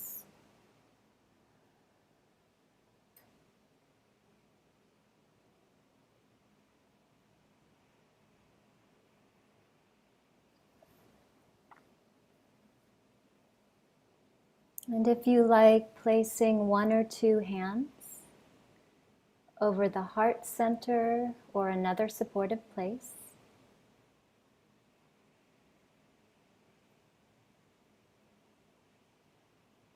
And doing this as a reminder to not only bring awareness, but to bring a friendly, warm, kind awareness to yourself in this experience.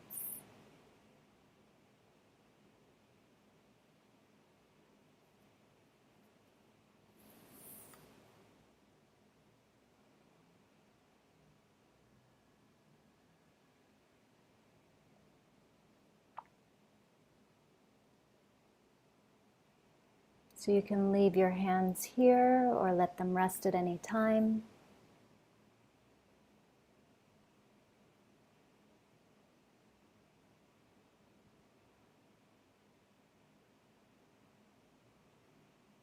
And now like a fragrance filling a room, letting your awareness fill the body.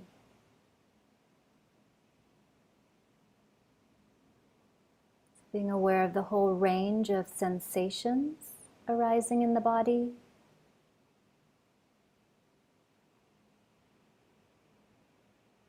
Firmness, fluidity. You might notice moisture in the mouth. Range of temperature from cold to hot.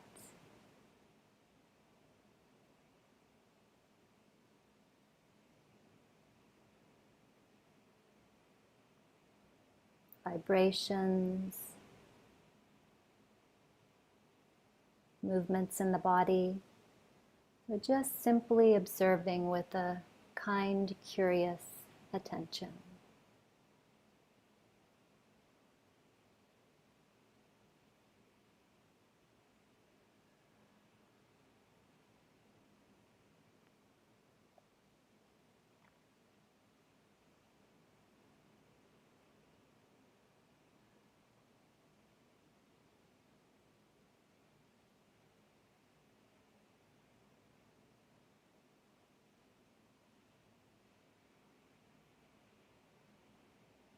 And then if you like, start noticing the subtle movements associated with the breath.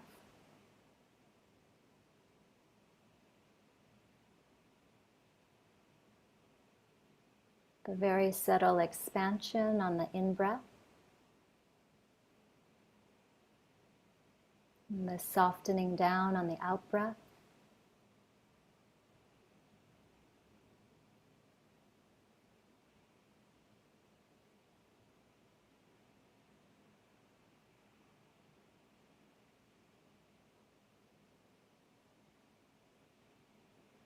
Tuning into the rhythm of the breath.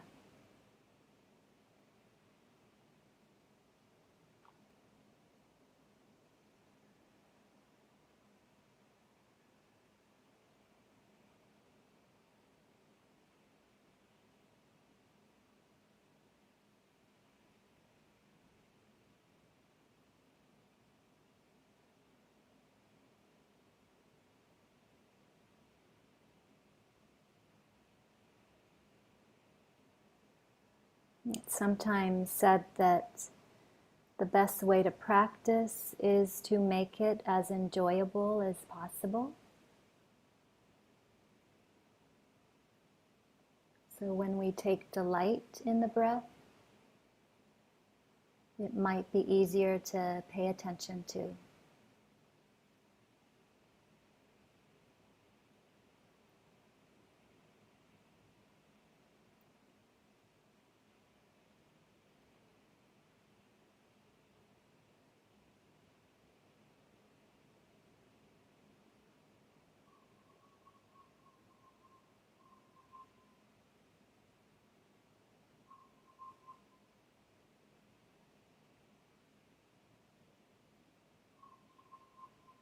So resting here, resting with this gentle rocking motion of the breath.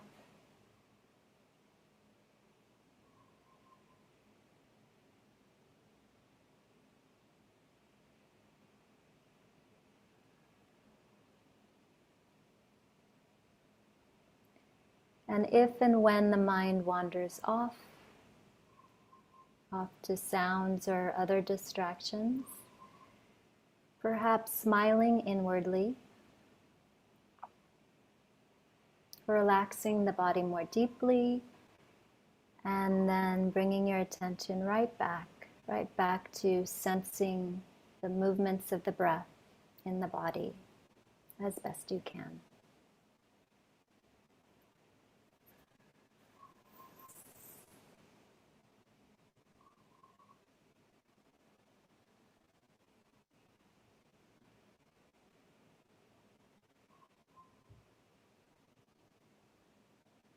Noticing how the in-breath naturally nourishes the body,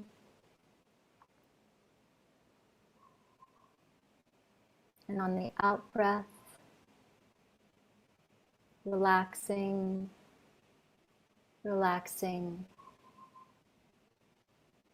releasing more deeply.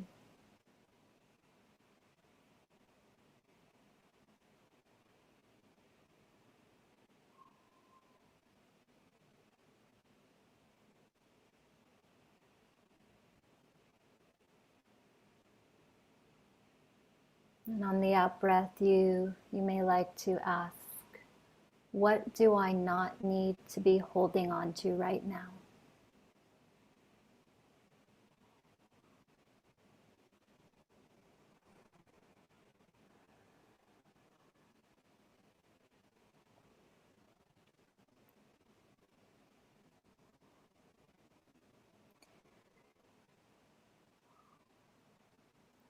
And now letting go of your attention to the breath.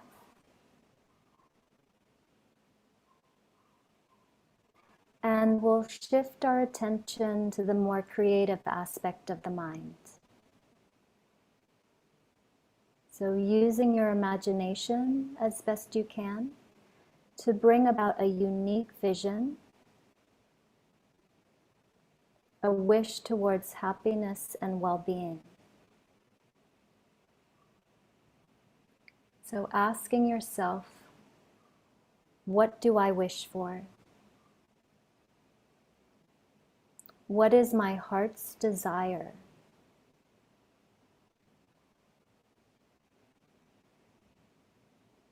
How do I envision my own inner fulfillment?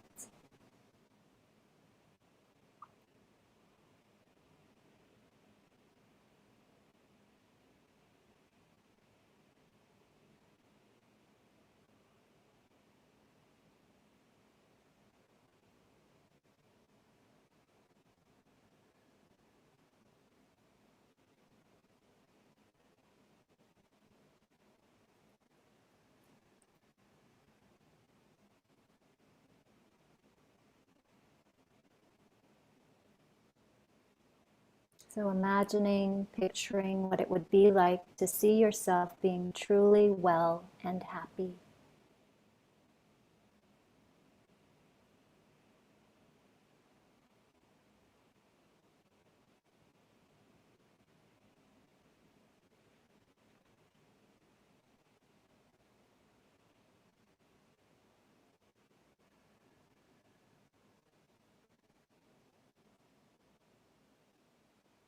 And if visualizing is difficult for you,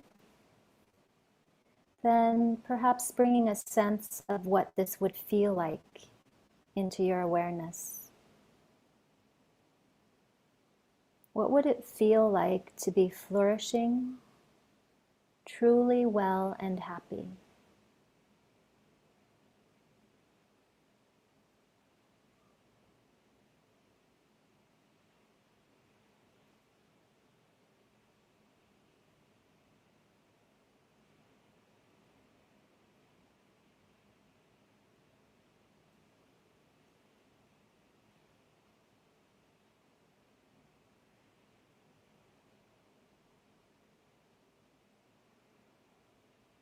And keeping this as easeful as possible. If nothing arises in your awareness, no worries. You can come back to the recording of this practice at another time. Sometimes nothing does arise. So offering yourself compassion for that.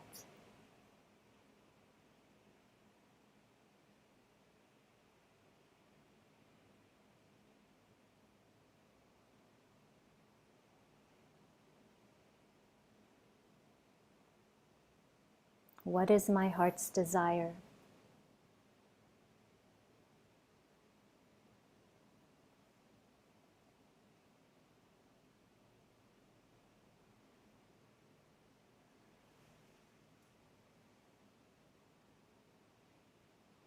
And if a vision does come to mind of your own happiness and well-being, having the heartfelt wish, may I realize this happiness and well-being.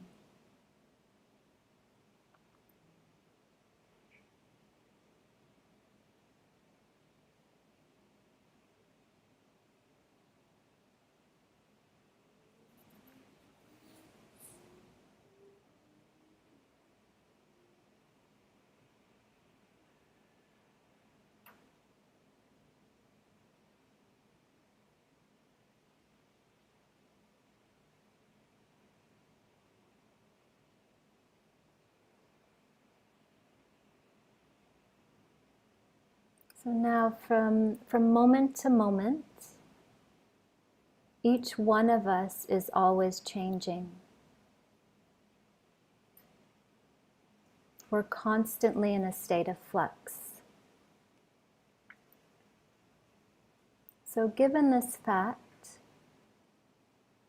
asking yourself, how would I love to transform? What qualities would I love to be free of?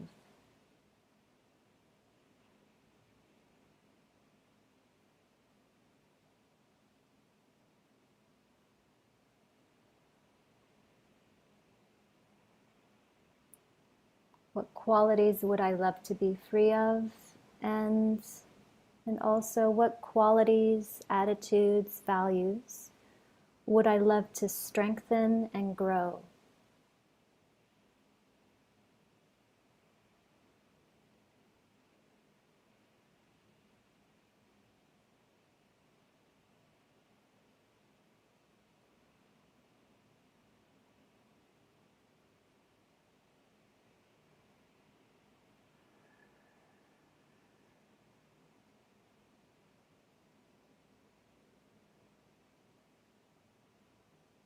Perhaps you'd like to strengthen and grow more kindness, joy,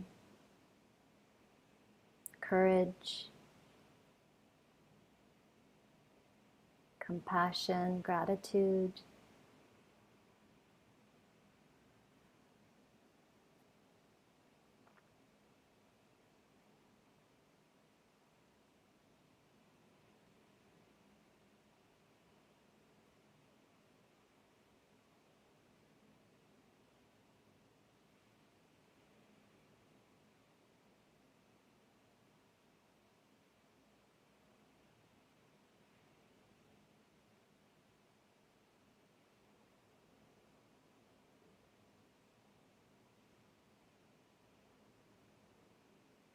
Envisioning the changes you would love to experience in your evolution as a human being.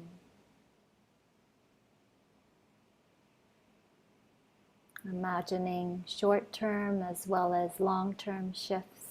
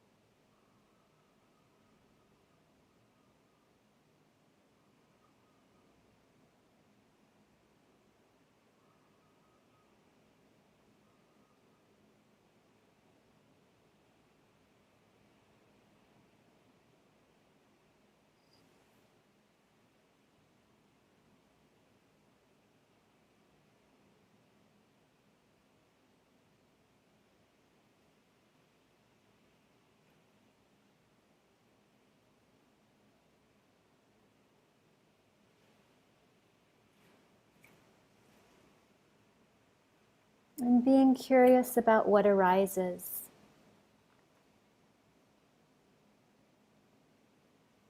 With a spirit of kindness, sending yourself enthusiasm, inner strength, sending yourself the gentle commitment, the commitment needed to actualize these inner values, these qualities.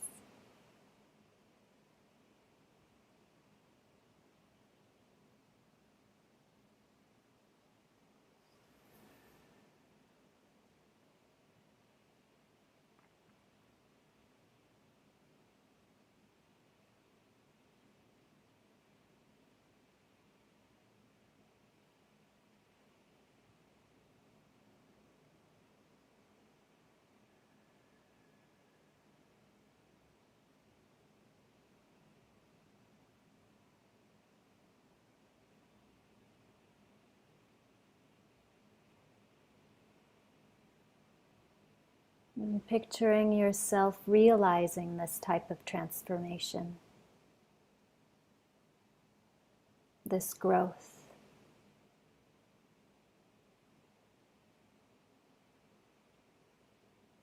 Actualizing this genuine happiness, this compassion.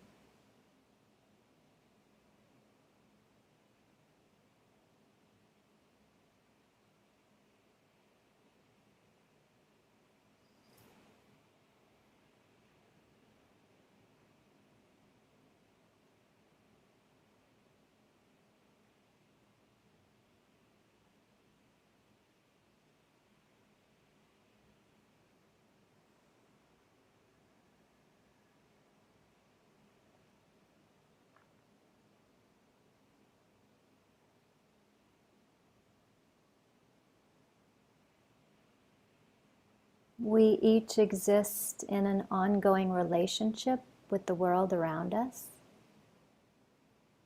Whatever we think, say, or do has an impact on society and the environment.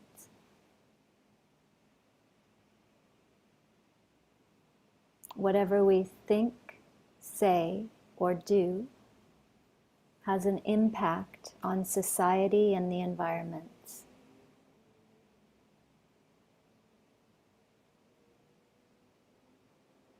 So acknowledging this reality of interconnectedness, asking the question, what would I love to offer to the world?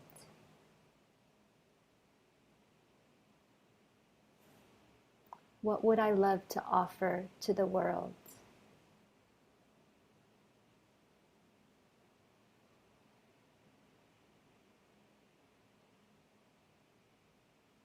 And these don't need to be huge, grand offerings, but perhaps more simple, small acts of offerings.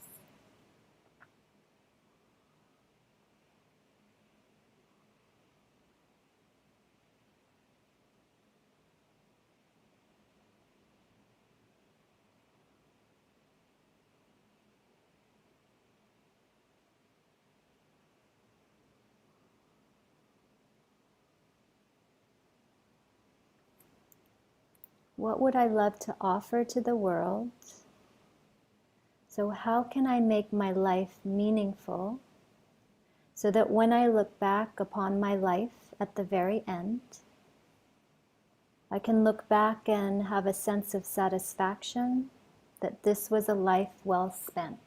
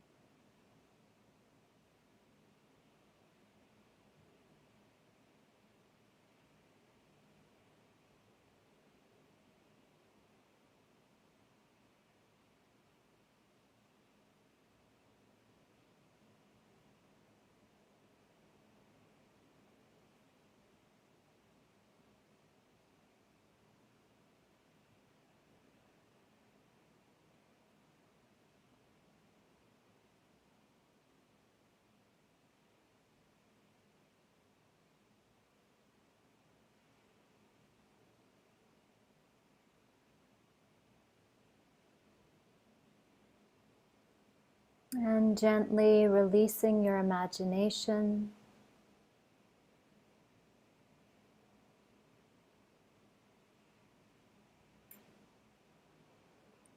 Resting and simply being aware of the body.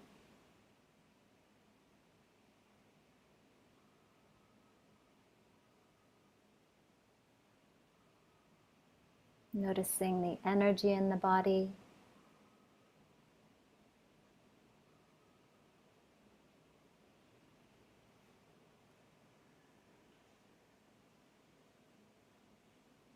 Noticing your posture.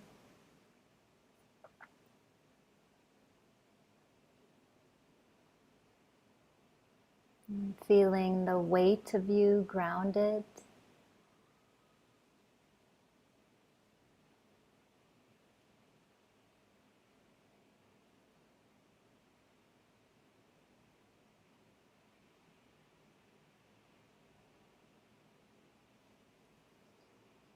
And before we end, you might like to offer yourself another gesture of support, whether it's hand on heart or elsewhere.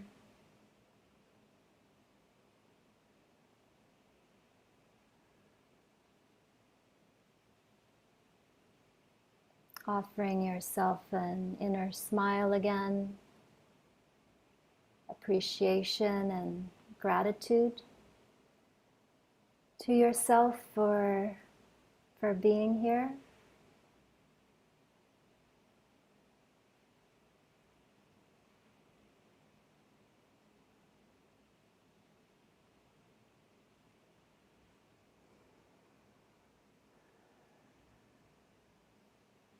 And then expanding your attention outwards, sensing into the room that you're in.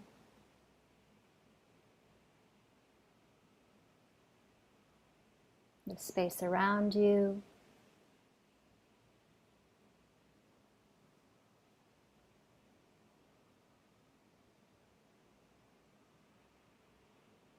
And when you're ready, opening your eyes if they were closed, if you wish. You might like to stretch.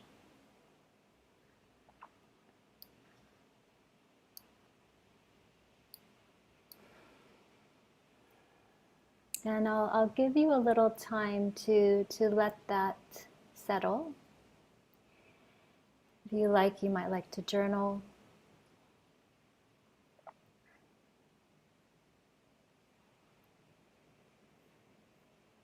And if any meaningful, heartfelt wishes arose, you might like to write them down.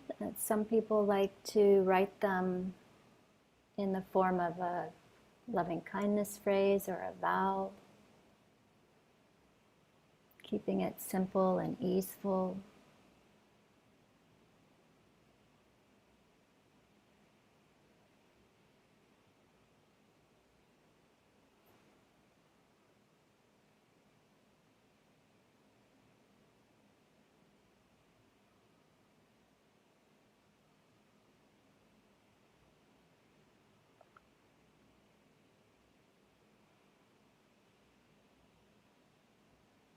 And during the next few days before the second part of this celebration, you might like to come up with some creative ways to remember your intentions, your deep wishes.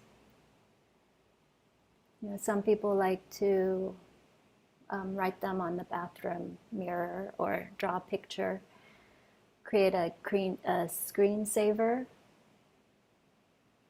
I like to have an interval timer go off with a little thing, a little bell sound throughout the day, and that just helps me to pause and remember to come back to that which is most meaningful.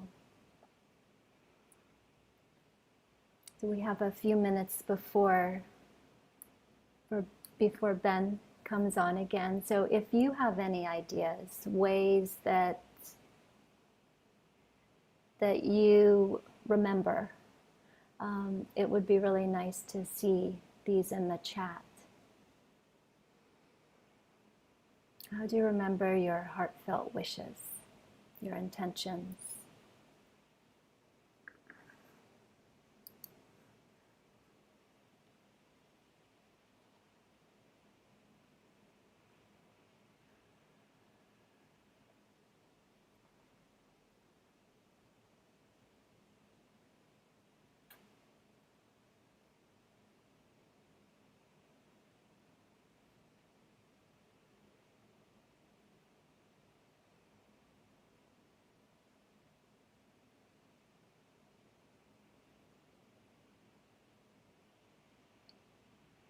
So Post-it notes, yeah.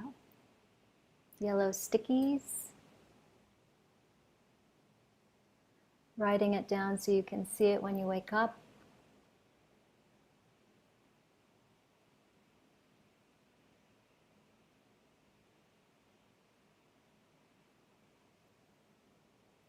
Thank you for the link.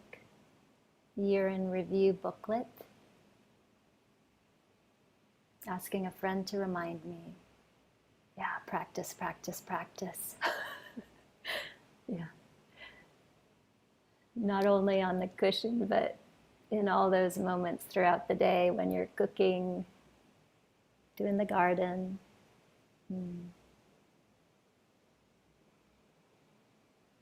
So thank you everyone for sticking around for 3 hours. I'm so grateful for my neighbors. That was really hard to start when this, the room is moving. It was difficult, but yeah, I'm more grounded now. So Happy New Year's, everyone. And I'll hand this back to Ben.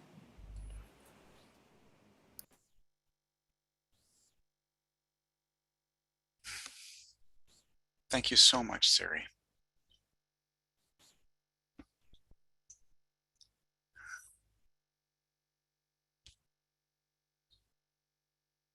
And thank you. I just want to take a moment to thank all of our incredible teachers. Thank you, Steve. Thank you, Cassandra. Maybe I should say Oppa Cassandra. Thank you, Siri. And of course, knowing that in thanking those three, we're thanking each of their teachers, the teachers who have transmitted the story of the Zen farmer, the teachers who've transmitted the attitudes and practices of Greek culture, the teachers that Siri mentioned, like B. Allen Wallace, all these wonderful teachers that are embodied in Steve and Cassandra and Siri, and in each one of us as well. I do the same thing. I write down, I have Post-its, I have endless scraps of paper and notes and little Post-its here on around my screen, because it's so useful to have reminders. And someone mentioned practice. I think practice is so important. I mean, I find reminders so important. I wear one on my wrist perpetually. And if writing does connect for you and you're writing right now, please do continue. But I also want to suggest something that's perhaps a little bit controversial, that we may sometimes rely a little bit too much on words, as opposed to trusting the deep energies of our own consciousness. Because these qualities of mindfulness and compassion, these qualities of being able to soothe ourselves when we hurt and also to act as who we know we can be, these qualities are residing in us as more than words themselves. The words are something that can help focus and help remind us and help clarify. So as we close up this session of receiving these incredible teachings, I'd like to invite us to just take a further few moments to let this wisdom soak in. Soak in as words and beyond words as well. Let me invite you, wherever you are, in any position that makes sense for you, to allow your eyes to close. Or if it feels right, to have your eyes open and to breathe a few times, noticing however the energy of your body is at this moment.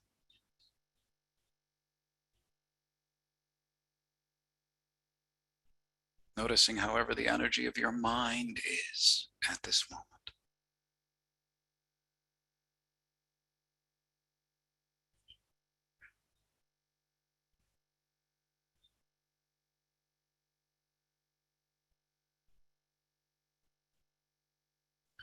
And perhaps, if it feels right, noticing whatever has landed for you. Whatever has connected for you, without needing to review it, but just being aware of whatever has really resonated for you in these last few hours.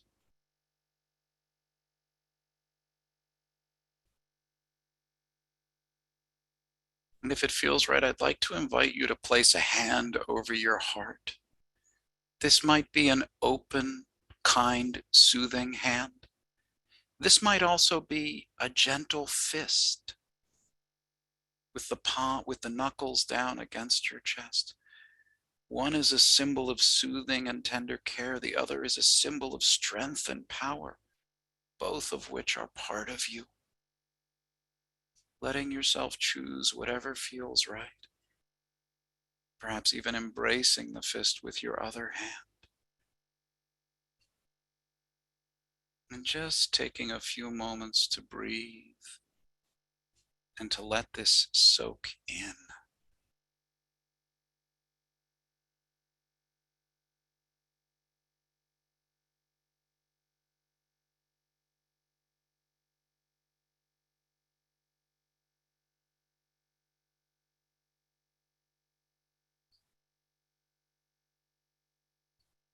just savoring whatever is present for you right now.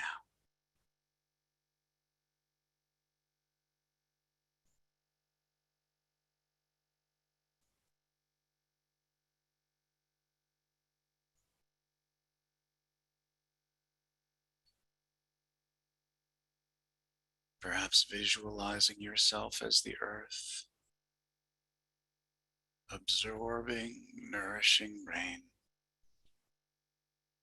just soaking it in and allowing it to nourish you in the deepest way.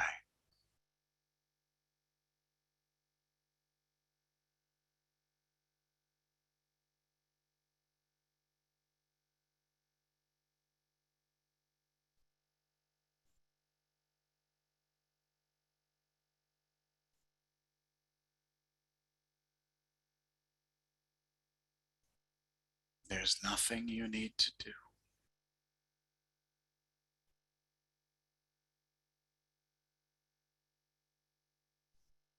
You are already enough.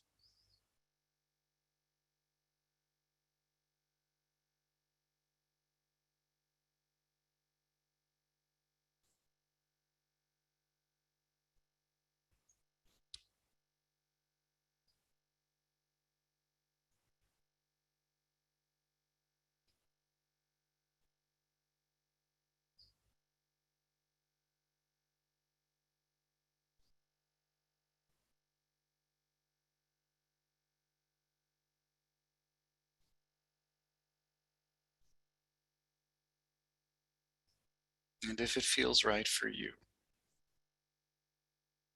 curving up the corners of your mouth and softening your eyes into that inner smile.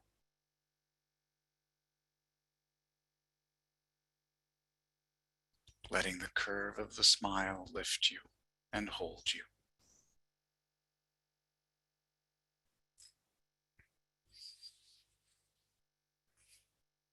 And then taking a few more breaths and opening your eyes.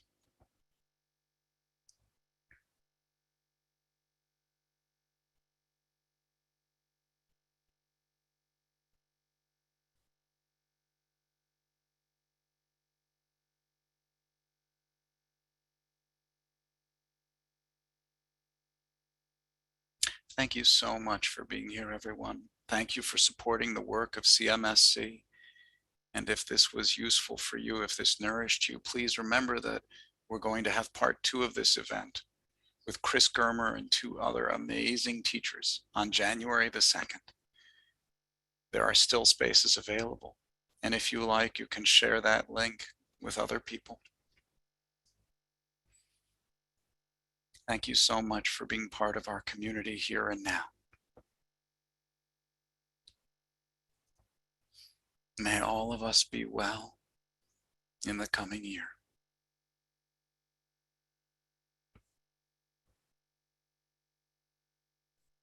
Thank you.